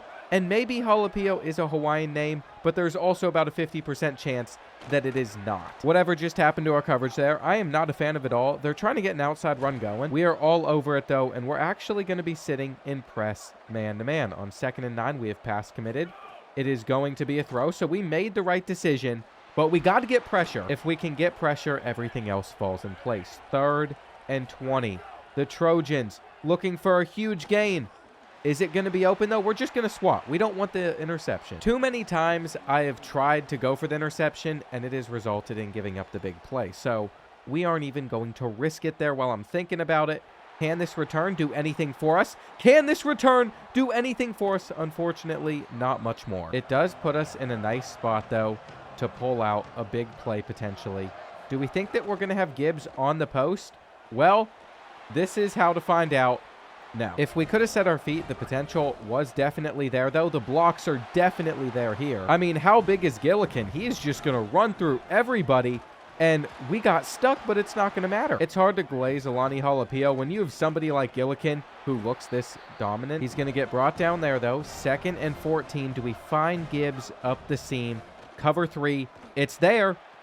That's a hard catch. We should at least make sure we get a field goal out of this drive, which means we're going to throw it to him. It didn't work out, though, so I just had to lock in. You know, that whole pause, I was really locked in. We also start the second half with the ball.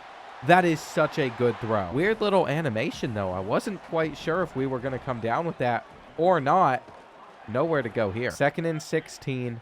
We are going to get man-to-man coverage, and we are facing some pressure. It's going to be really, really hard to explain how it is 3rd and 40. So we're just going to act like we're not on a 3rd and 40. We caught that? You know, John Dobbs did some things on that drive that were really impressive. What did it do for us, though? Absolutely nothing. Run. You're going to have 3. Never mind. Not even that. We're watching all of this stuff with man-to-man coverage, and we are going to get the pick six. What a play from Calvin Visual. The junior could come back for another season as well.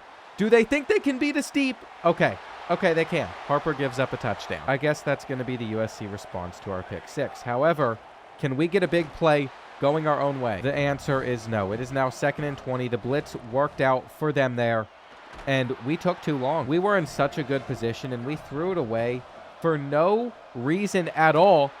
Another sack. It's going to be really hard to accept the fact when they tie things up at 17-17 that this one could have been over. It's a little dangerous to be in cover one after seeing what just happened to us, but at the same time, man-to-man coverage has given us a pick six. It has worked for most of this game. We can't just go away from it now. We are going to stay locked in, and he had to get rid of it. All right, we are watching the deep part of this side of the field, and they're going to have a drag. The good thing is they still have to work for another 30 yards if they want a touchdown against our defense, and we'll see how zone coverage does. A lot of our corners are man-to-man corners, though. It's why we've been sitting more in man-to-man than zone. We just have to see if the last couple possessions are going to continue to affect us or not. On 2nd and 11, I thought they were going to throw the wide receiver screen. This is turned into a 3rd and 3, and they aren't going to run. Tight end's not open. He drops it. That is an outrageous drop in that situation. They just went for the handoff. We were not able to bring everybody up, though, that we wanted. Okay, 2nd and goal. Don't go for a wide receiver screen. Don't do it. It's going to be another run, potentially. And they got us, but we're all over the check down. Very interested to see what USC does versus man-to-man coverage on 3rd and goal, and it's out of reach. There you have it. They are going to settle for another field goal. We do not have this one wrapped up the same way that we have had other games, though. The last time we played them in the national championship, I was feeling a little bit better at this moment. We also were working with a slightly more exciting offense just because all of our receivers were so fast. See, even if they hold up overall-wise, this might be one of our worst receiving cores in recent memory, so that's a big conversion. It is a position we are going to have to really look for in the transfer portal. I didn't go after that many good receivers in last year's portal because I was trying to sign one guy. It was the one that had 94 speed, 97 acceleration that was trying to transfer away and actually succeeded at Texas A&M. He had the playing time deal breaker, so I couldn't add any other good receivers to our board besides him. Then we didn't even sign him, but we have beaten the press with Morris, and we just need him to make the catch. That is such a major moment for us. He goes down in bounds. We start to chew the clock, and we get nothing. USC is going to do everything in their power to hold us to a field goal here. We need one big explosive run. We can't make it happen. It is going to force us to need a crazy read on 3rd and 17, but we got it. We got it to Ralph Gibbs. The star receiver catches it. We were just forcing it in there, and that makes up for when we lost in the playoff and we weren't able to come back to the ball because it was an interception. That's what I was trying to do. Now there is absolutely no reason for us to ever come out in man-to-man coverage. We want them to take short stuff like this. We are going to sit in stock cover 3 and make them work it down the field. That's all we have to do in this situation.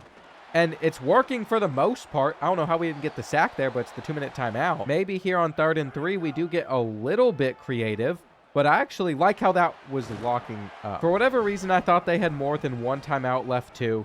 That just makes our case even better. There we go, though, giving up a couple larger plays to the Trojans. Our pass defense starting to fall apart. We have made sure, though, if we can recover the onside kick, we are going to win this game. I mean, that's really all that you can hope for, and we got him again. I'm not going to be upset if we give up plays like that as long as we're tackling them in bounds. They've already gotten it down to just a minute left in this one, and there they go. Just 5 to 10 yards at a time. It's really not doing all that much. They will have a chance to get out of bounds. I think, if anything, this has shown why we should be in man-to-man coverage instead of zone, though. Here on 3rd and 7, I'm hoping to prove that they aren't going to have anybody until at the last second. And why did he just stand there staring at the ball? Did he not see it coming straight to him? I can get upset about it now, but whenever I throw what should be an interception and they just avoid the ball because they're brain dead, they're guarding another receiver, then it's okay. It is a really dumb feature in this game, though. Just because they threw it to somebody recover this, please. Okay, we recovered it. EA was about to punish me for calling the feature dumb. Just because you're guarding someone manned up and a ball is thrown straight at you doesn't mean you can't just put your hands up and catch it. They just don't even register that it's being thrown at them. Why'd they call a timeout? You can't win this game. What are you thinking? National championship, third one to Hawaii. We have gotten used to this moment a little bit too much now. Are we going to cherish this the same way that we did when we won first in Season 7?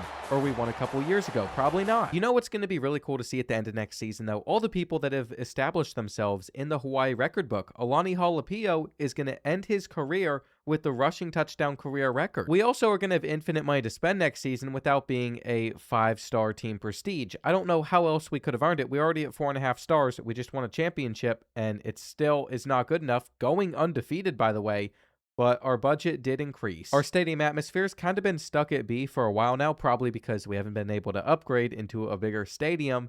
Our brand exposure also doesn't change, but we just got so many performance bonuses. What that means is when somebody like Taven Redmond says, you pay me double and I'll stay, we pay him double. Literally, I'm not even going to question a single player on here. We are going to pay them whatever amount of money they want. If we could get Ralph Gibbs back for another season for our final year, of course, we're going to try and do it. I'd love to see Gillikin return for the Rainbow Warriors. I mean, all of these actually seem decently manageable to convince to come back, but they still might declare for the draft if they are high enough overall. Okay, I might have lied. We're going to have to take 230 off of Droogsma, and when there are still so many players that I've not been able to get money to yet, we might have to take the 740 off of Ofisa Swoop. He's not going to be a backup quarterback for us. I wouldn't spend that on him to return anyway. We could get somebody much better. What is so neat, though, is I am pretty positive if you are able to get that meter all the way to non-existent, they aren't going to have any chance at transferring away. And basically, all of these players should be coming back to the Rainbow Warriors for another season because we've been able to pay them their money. If Taven Richmond or Earl Jordan declare for the NFL draft, I'm going to be upset, but I'm also going to understand. They're 93 overalls. Then it hit me that I could also get guys like John Dobbs to potentially return if I could raise more money. What I probably should have done with this roster, though, is make a couple decisions on guys I would have been okay with leaving, just to make sure some of the better players return. I'm a little bit stunned right now. It says we are supposed to be spending 10,000 NIL on our roster next year. However, I think that is still accounting for some of our seniors like Braden Cook. He's 370. That won't be a cost next season. I also don't know which of those players are actually going to return until right now. It looks like Ofisa Swoop is leaving us, but we have actually paid players to not declare for the NFL draft enough money. So it's a good thing that we took the extra 1,000 that could have gone to these two and spread it amongst the team. For the guys that we're still losing, it's just going to be 4 first-round picks, a second-round pick, a third-round pick, and a fifth-round pick. Mainly Alani Halapio. We will not have him sitting there as a backup. It was nice having Braden Cook and Tyrese Harper as our corners too. With this kid as a 96 overall free safety, Matt Finley as an edge. Let's not forget 3-star Vilami Toomer either. We found him from Hawaii, just impact development, but he was able to get up to a 93 overall. With them and some of our other seniors that graduated, they left behind 1,860 NIL to spend. So we're still going to be able to get some players that'll help our roster. But what we're really going to want to look for, and this is what you should look for in the transfer portal too if you want to win a championship, is you want to find the more experienced transfers. So if you can find juniors, especially the highly ranked ones inside whatever tier they are, whether it's 4 stars, 3 stars, 2 stars, they are most likely going to be incredibly high overalls, and that's exactly what we want on this team. We're actually going to keep things pretty simple. We are only going to have a list of 9 targets that we can offer huge NIL deals to, and I think if we landed even 7 of these players, it'd be pretty nice. It took us just 2 weeks, but we are already starting to see some of these guys sign, and I think mainly it's because we were able to get some of them on a visit. I wanted Kevin McNutt because we're going to be McNutting all over the quarterback if we can get some sacks. That might go down as one of the worst one-liners in this channel's history. Here are our signings, though. Looks like we actually did get everybody besides the one corner Miami stole away. And we added Matthias Lynch to our board near the end because I found out he had 97 speed. I didn't know he also had elite development. Antonio Robert has elite development. So that is 2 players with it already in this class. We're going to see a lot of stars too. With just 9 players, we are going to sign the number 3 transfer class in the country. But if you include high schoolers, we have like a top 70 class. It's not as good. If there's a couple positions I just want to add some bodies to, one of them is running back. D'Angelo Watkins has jukebox. So when we were scouting him, I figured he could make for another good running back. Then we need another contested specialist to move over to tight end just in case we deal with any injuries. And Tyler Weaver can do that perfectly. I guess it only makes sense to spend some of our final coach points in the tactician tree. We've been saving them up, but this is actually where they're going to go, just back to the basics. We aren't going to be able to completely max it out. We had a very interesting coach spread throughout our career. I think we got the fun stuff inside CEO, though one thing that we never really had was talented coordinators. I do expect that we're going to get a lot of players with dev trait upgrades after we retained a lot of the talent from last season. All the impressive years we had, we also had that CEO ability where more players got the dev trait upgrades. So I'm shocked that we only got 2. I've seen 5 without that ability. It might be useless, but this is going to be the greatest team I think I've ever had in a video before. We are going to be able to spend a lot of skill points to get these guys to the highest level possible. With just one other thing to keep in mind, we have a support staff that allows us to get a plus 20% progression off-season increase. We also get plus 16% total progression with our facilities. It's never been this good before. The funny thing, though, is with Taven Redmond, we already really got the stuff up that we wanted to last year. We're just going to get his speed to an 86, which makes him far more usable. He already had 95 throw power. I think it really is just going to be the abundance of choice that we have at every position, though, that is so impressive. We have 3 running backs that are all a 94 overall or better. There might not be another 94 overall running back in the entire country. Of those, my favorite is still Ben Isaac because he has Silver Shifty. They've called it human joystick now. Maybe they're trying to get the term similar with Madden. I don't know if it's just a bug, if it's glitched out or what, but these are his stats. He's just the fastest. Then we have some of my favorite receivers like Nate Morris who are going to come in with decent catching stats, amazing route running, and 92 speed with 97 acceleration. How often will he actually be on the field, though, when there's 2 other 93 overall receivers that could be our 3rd receiver? I mean, this receiving room is nuts.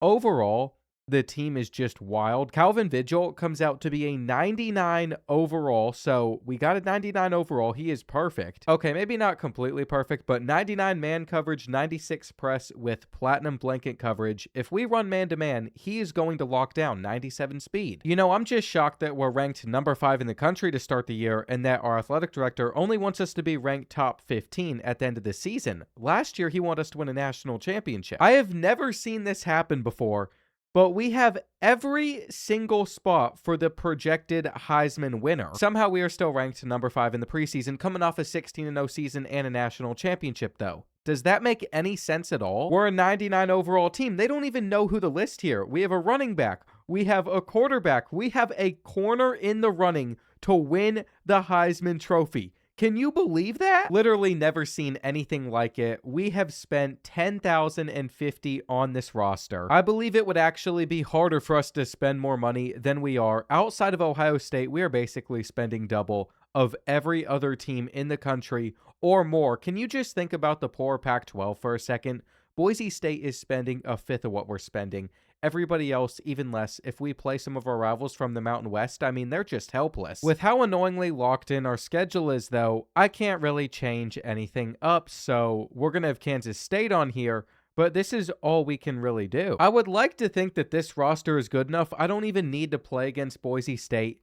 But then again, you never know what is actually going to happen in Sim. If this team loses a game in Sim, there is no hope to feeling confident to just fully sim a season, no matter the team that you build. You know what? That's actually a really good test. Let's just see where this team is sitting at by week 11. You would assume we're just going to be undefeated headed into Kansas State. I was still a little bit scared of how all this would turn out. We won our first 2 games without giving up a single point. Then we dropped 91 on Texas State. So, okay, maybe the sim system is actually okay. Even Boise State, who is having a very good year, we beat 37-13. We have dominated in every single matchup.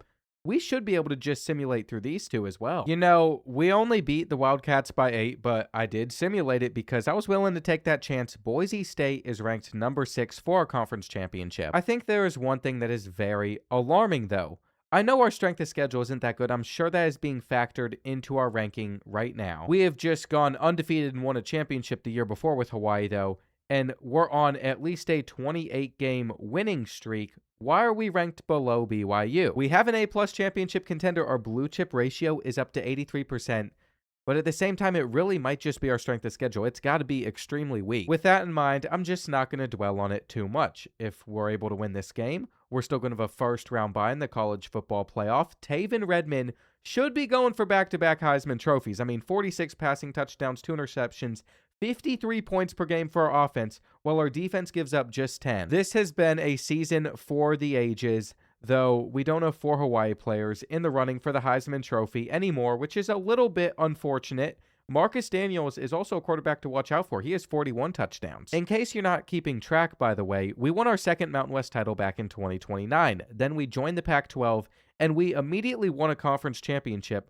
We have done that for all 7 years we have been a part of the conference. This is just our chance to do it one final time, and I never imagined that we were going to be perfect when we joined the Pac-12. I'll tell you right now, it would have been really, really neat to be in a different stadium at some point in the series. There is some weird tomfoolery going on with the field in this matchup, though. It is like it so badly wants to load in our new stadium. It's just not getting shown. I don't understand. We got so many numbers out there. We're doubling up. It is what it is. 4th and 9. We're giving this up. We are giving this up on this horrendous-looking field. Boise State is within 3. I have never seen a team that has so many stars on the field. But if I lose a championship, if I can't win it all with this team, there is something extremely wrong. Now, that run looked a little bit easy. However, if we were to go to the air, I mean, everybody is going to get open. I wasn't even considering a Heisman Trophy for Taven Redmond either, but we should probably go for one more touchdown, which we now have. That's about how this game is going to finish out. I guess we got a field goal at the very end as well. What type of stat line did we get out of Taven Redmond? 4 touchdowns, no interceptions. Did he get a rushing touchdown too? He did not. He has set a Pac-12 single-season record, though, for the most passing touchdowns. It just doesn't matter what anybody else has done throughout the season. 8 total touchdowns, and this receiver is getting an invite to potentially win it all. Did they even care about who else is showing up to this ceremony outside of Marcus Daniels? It's over. Same suit and everything. He pulls up in the same fit to win it 2 years in a row. Max Keeney could also theoretically take it away, but we beat him out last year. I don't even need to sit through the rest. We know who is taking this one home. It is going to be our star, our stud, Taven Redmond. We also got a random level 1 coordinator to now win coordinator of the year just because of how good our roster was. We took home every award you could imagine with Taven Redmond last year. It's going to be the same thing this year. Am I allowed to complain about how stupid these awards look popping up like this? I just miss the old system. I really don't just want to complain or rip into EA all the time. They just make it so easy, like a little layup. Why do they do certain things that they do? Obviously, we are getting a bye. I just can't move anywhere on the menus, though, for like 5 seconds once the week loads. I don't understand why this game is so laggy in the menus. It's just not even enjoyable to navigate when everything is so slow. It takes forever for it to come up. After like 5 seconds, we can finally see what our season stats were. We already know what we got with Taven Redmond. Enrique Gillikin rushed for 14 touchdowns. D'Angelo Watkins is a backup with 10. Redmond had 11 himself. Then Romeo Irving and Matthias Lynch were our 2 best receivers. Nate Morris also got some good looks. I thought John Dobbs might be able to get some more yards. Then on the defensive side of things, who was our sack leader? Christian Smart with 9.5. He was up there last year. It was big we were able to pay him. And Calvin Vigil with 6 interceptions. With our ridiculously talented team, we are still missing Manny Knight with a fractured kneecap. That is our one big injury. We have also found out we are going to have to deal with Ohio State, a team that has knocked us out in the playoff before. Manny Knight is never going to be playing another game for Hawaii either. There is no hope that he comes back later on. It's just time to rip off the Band-Aid, though. Let's see if we can handle Ohio State. Ryan Day is still their head coach. He has not left there yet. He's not been fired. He hasn't wanted to take a job in the NFL. It's just the perfect spot for him. But what a nasty finish that touchdown run. This game has just felt relatively easily, but as I was looking at the camera, I just gave up a touchdown. I couldn't get back to it. Now, this is an interesting strategy by Ohio State. Down by 10. They could go for 2 and make it a one-possession game, but they can't. Not sure why Ryan Day just decided to do that. At least they're smart enough to go for the onside kick, but now they have no chance at coming back. Really, really smart. Okay, they still have a chance. They still have a chance. They have all 3 of their timeouts as well. That is just something I am keeping in the back of my mind. Luckily for us, though, they're running the football, and they used a timeout. Yes, down by 2 possessions where they really need to score as fast as possible. They just ran the football. You know, did they make the computer AI smarter or not? Did they make it smarter or not? Is 25's AI just going to be the exact same as the rest of them for the rest of time coming? What is happening? And a flag? And a flag? This game was so wrapped up. All of a sudden, the greatest team of all time, this will be the greatest team of all time, I can promise you that based off of the draft picks, is now potentially choking. And wait, what? This gameplay has just... It's got to have been some of the worst gameplay I've seen. What did they do to this game? Why did they patch it? Why did they change stuff? It was so much fun on release. Is the CPU like working with timing-based catching meters or something? We literally even have their catching boosted in the sliders. Okay, we caught the ball here. We're good. You know, this video has just been a display of this game and the real state of it. The state of it 2 months after release now, too. Typically, this is when it's in its best form, whenever they've been able to do a couple title updates. The sad thing, though, is these college games actually need to be really good to keep coming back year after year. I don't think it's the same massive market that you get with the Madden game. You don't just get a bunch of revenue from Ultimate Team like you get with MUT, because not many people care for Cut the same way. There's only so much revenue it makes. They spend a lot more on licensing. So every game needs to be good, and I'm starting to lose some of my confidence, but I want college football games no matter what. It's not like 2K is going to do it, right? They're working on a college basketball game right now, but apparently they only want to bring like 100 teams to it. I'm still going to play it. Don't get me wrong. It's supposed to come out in February. I will still play it, but only 100 college basketball teams? How is that going to work for a dynasty? We are playing USC again. This is basically the national championship too. Did you see the other side of the bracket, Memphis and Boise State? It's been a really exciting, a really fun series. There was so much optimism, so much hope, so much I wanted to do with Hawaii when we started. Whenever I started building the setup, whenever I was reaching out trying to get this going. Here at the tail end of this one though, I don't really feel like I'm ending off on a high. I feel like I never want to load it up again. It's just been buggy and slow, and it's 24-24. In the final few minutes against USC. You know, if you thought we were just going to have an easy path to the national championship, you'd be wrong. However, if we are able to win this one, the national championship itself might be easy. We do all this discounting of Boise State or Memphis, though, and then that's how we get our closest game ever. You know, I guess all we really need to do to win this one is get into field goal range, but we're probably going to do more. I would imagine USC is about to start calling their timeouts. So we'll go down in bounds. Weirdly enough, they aren't calling timeouts though. So I guess we are just in a position where we can throw this up and we can catch it. Taven Redmond made a play.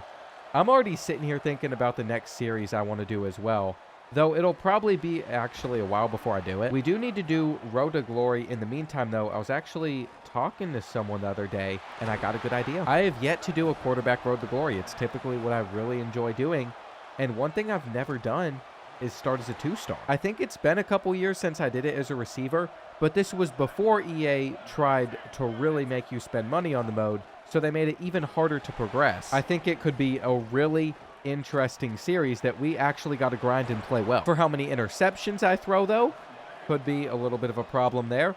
Are we going to be able to stop USC? They throw to the other side. We knock it out. Okay, 3rd and 5 now. As long as this kid's not on a streak, even if he is, I don't know if they're beating the press there.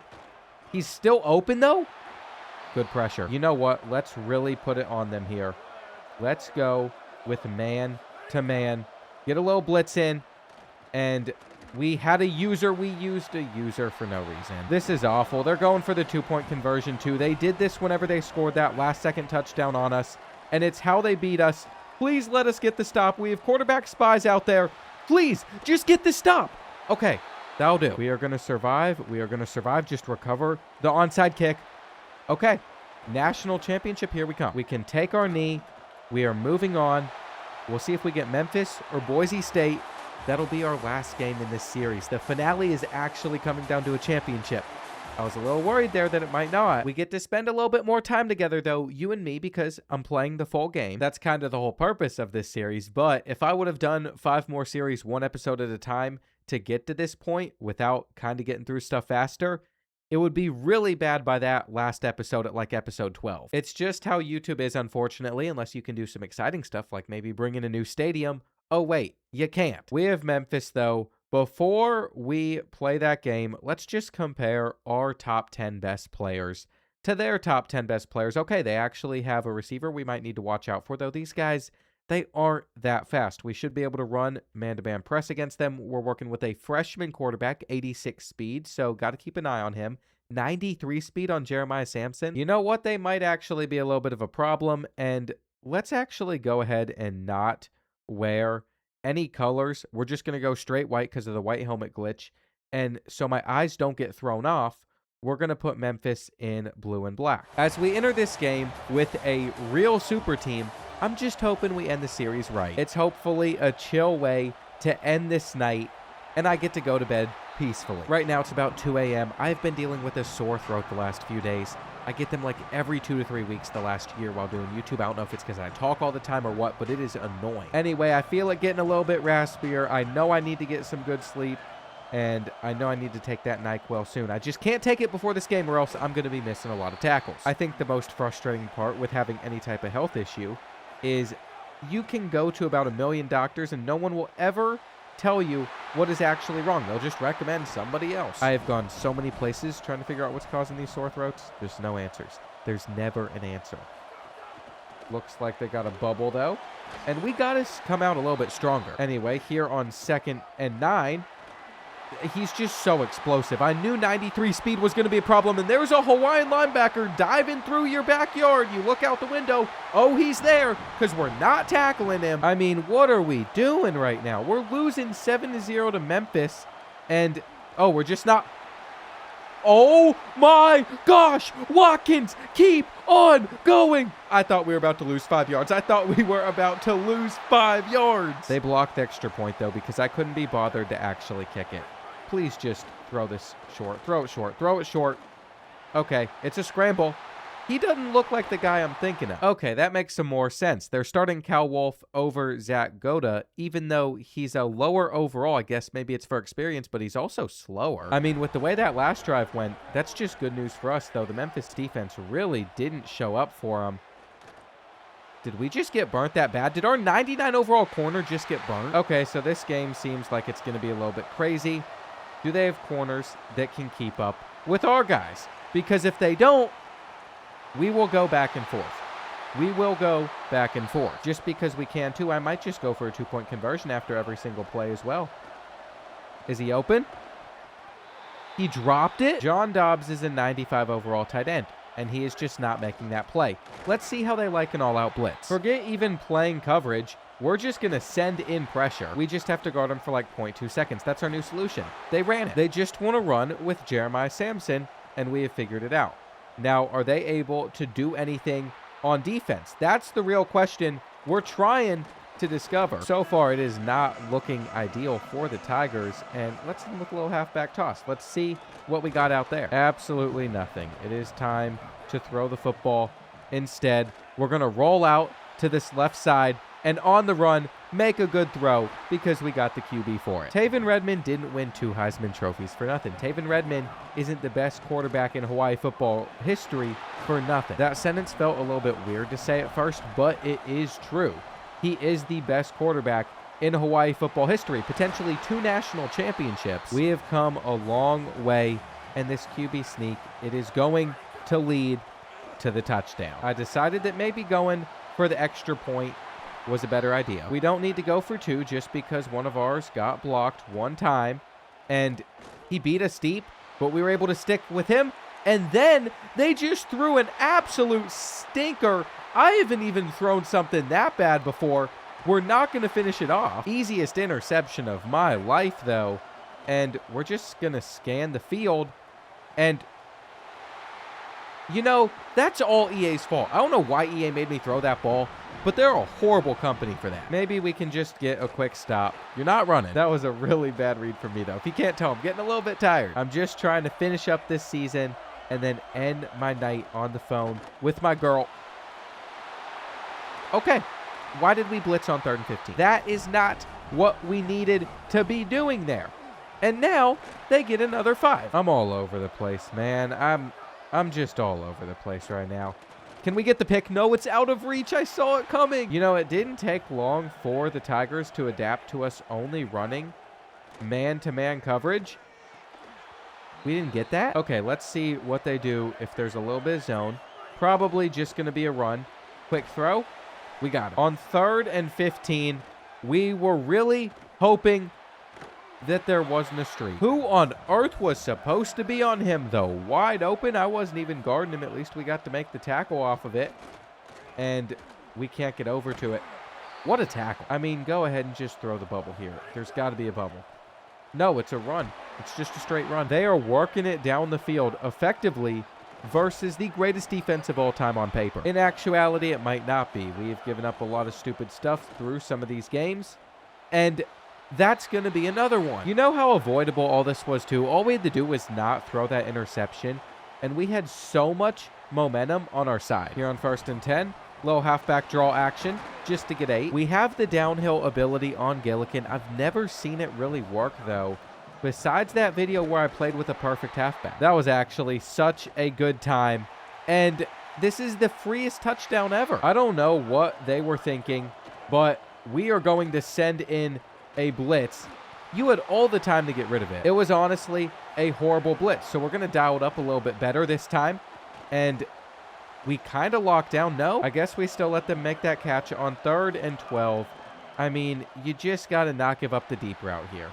Everything else, we're good. We have 67 seconds to just make it down the field for another touchdown. First play, nice carry. If there's one thing this team likes to do, it is score a lot of points.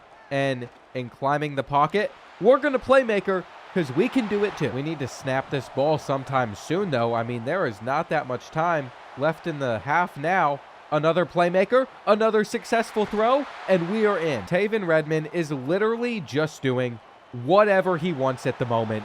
It's enjoyable. Some of you all might be able to smell it, though. If we start blowing them out a little bit too much, it could be the last game you ever see with Hawaii. Are we going to be able to sneak Morris up the middle? There is a mismatch, but it's another sack. We have a near-perfect offensive line. We're taking back-to-back sacks against Memphis. We almost have to go with Lynch to try and convert, and he made it there. That is a major lesson I've had to learn. You don't always need to stare down the deep route because sometimes that short, little, simple one will actually be what gets the job done. Just ended that play with our nuts on his face. 3rd down, and it's going to be another nice little gain. What we are looking for here is going to be a scramble. We'll take 8. Memphis needs to show a little bit of resistance on defense, though, and I'm going for the aggressive catch all day. 3rd and 2.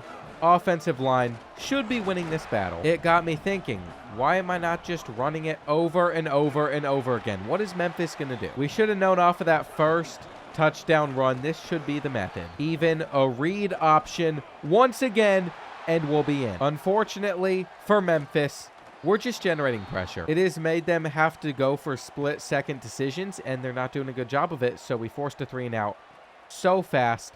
Can we get a return, though? I really wanted a return. Nothing else is as impressive as a return. Could we just throw this up every single time? We actually could. Once I realized there was still that big of a mismatch between us and Memphis, and it should have never been even tight in the first place, it was easy for us to cruise to this national championship win. That is going to do it with the Rainbow Warriors after we review a lot of stuff. We need to look at our coach stats. We need to look at our trophy room. We need to look at our record holders. We need to see how many players from this team still get drafted. It is cool to see we could get our budget up to $16,415 at Hawaii, and that's without our program tradition or stadium atmosphere or conference prestige being maxed out. In total, for whatever reason, we can't just go all the way back on our team history, which doesn't make any sense because you can when you start a dynasty, But this is how our final 9 years went. This is the farthest back it'll let me go. It is safe to say we were really successful with Hawaii, and we finished with the highest career winning percentage of any coach in the country. Ryan Day was a close second. This is where I find things so interesting, though. We went 13-3 in the college football playoff. Looks like the second closest is Miami's coach. They don't have their actual coach in the game. We won 4 national championships, 10 conference championships. We had 23 first-round picks, but we're about to probably have at least another 7 more, potentially 15. We put 60 players in the NFL. We had 2 top 5 recruiting classes. We also kind of have Hawaii in the top 30 to 40 for most team wins of all time.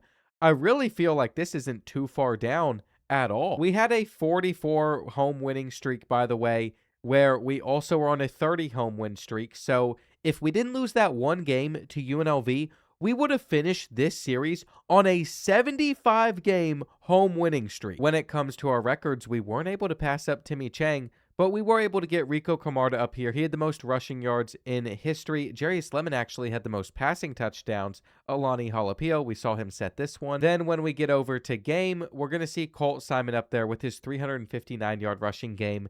That is when I think I made the slider go from 40 to 35. Maybe it was sooner than that, though. I feel like it was within the first few seasons, even before then. We had Trayvon Lampman up here. I remember him, D'Angelo.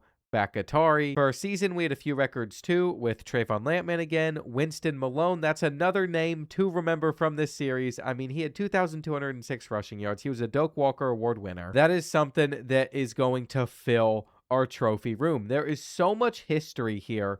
I mean, just going back a season or two, you can get through so much stuff. Why is it moving like this? Did anybody, ever look at this? Why can't I go side to side without it moving like this? Maybe it's because of, I don't know. Well, for your viewing pleasure, if I could ever show it, there's this Xbox Bowl trophy at the very bottom. This is where it all started against Miami, Ohio. Then in 2028, Winston Malone wins the Doak Walker Award, and he kind of laid the foundation for a good running team that turned into a good passing team at the end. When it comes to the guys that we got drafted, we are going to see 3, 4, 5, 6, 7, 8, 9, 10, 11, 12, 13, 14, 15, 16, 17, 18, 19, 20, 21, 22, 23 first-round picks. We had 23 of the 32 first-round picks. Then we had another 20 players drafted, so 43 players from this team were drafted. I have never seen anything like this before.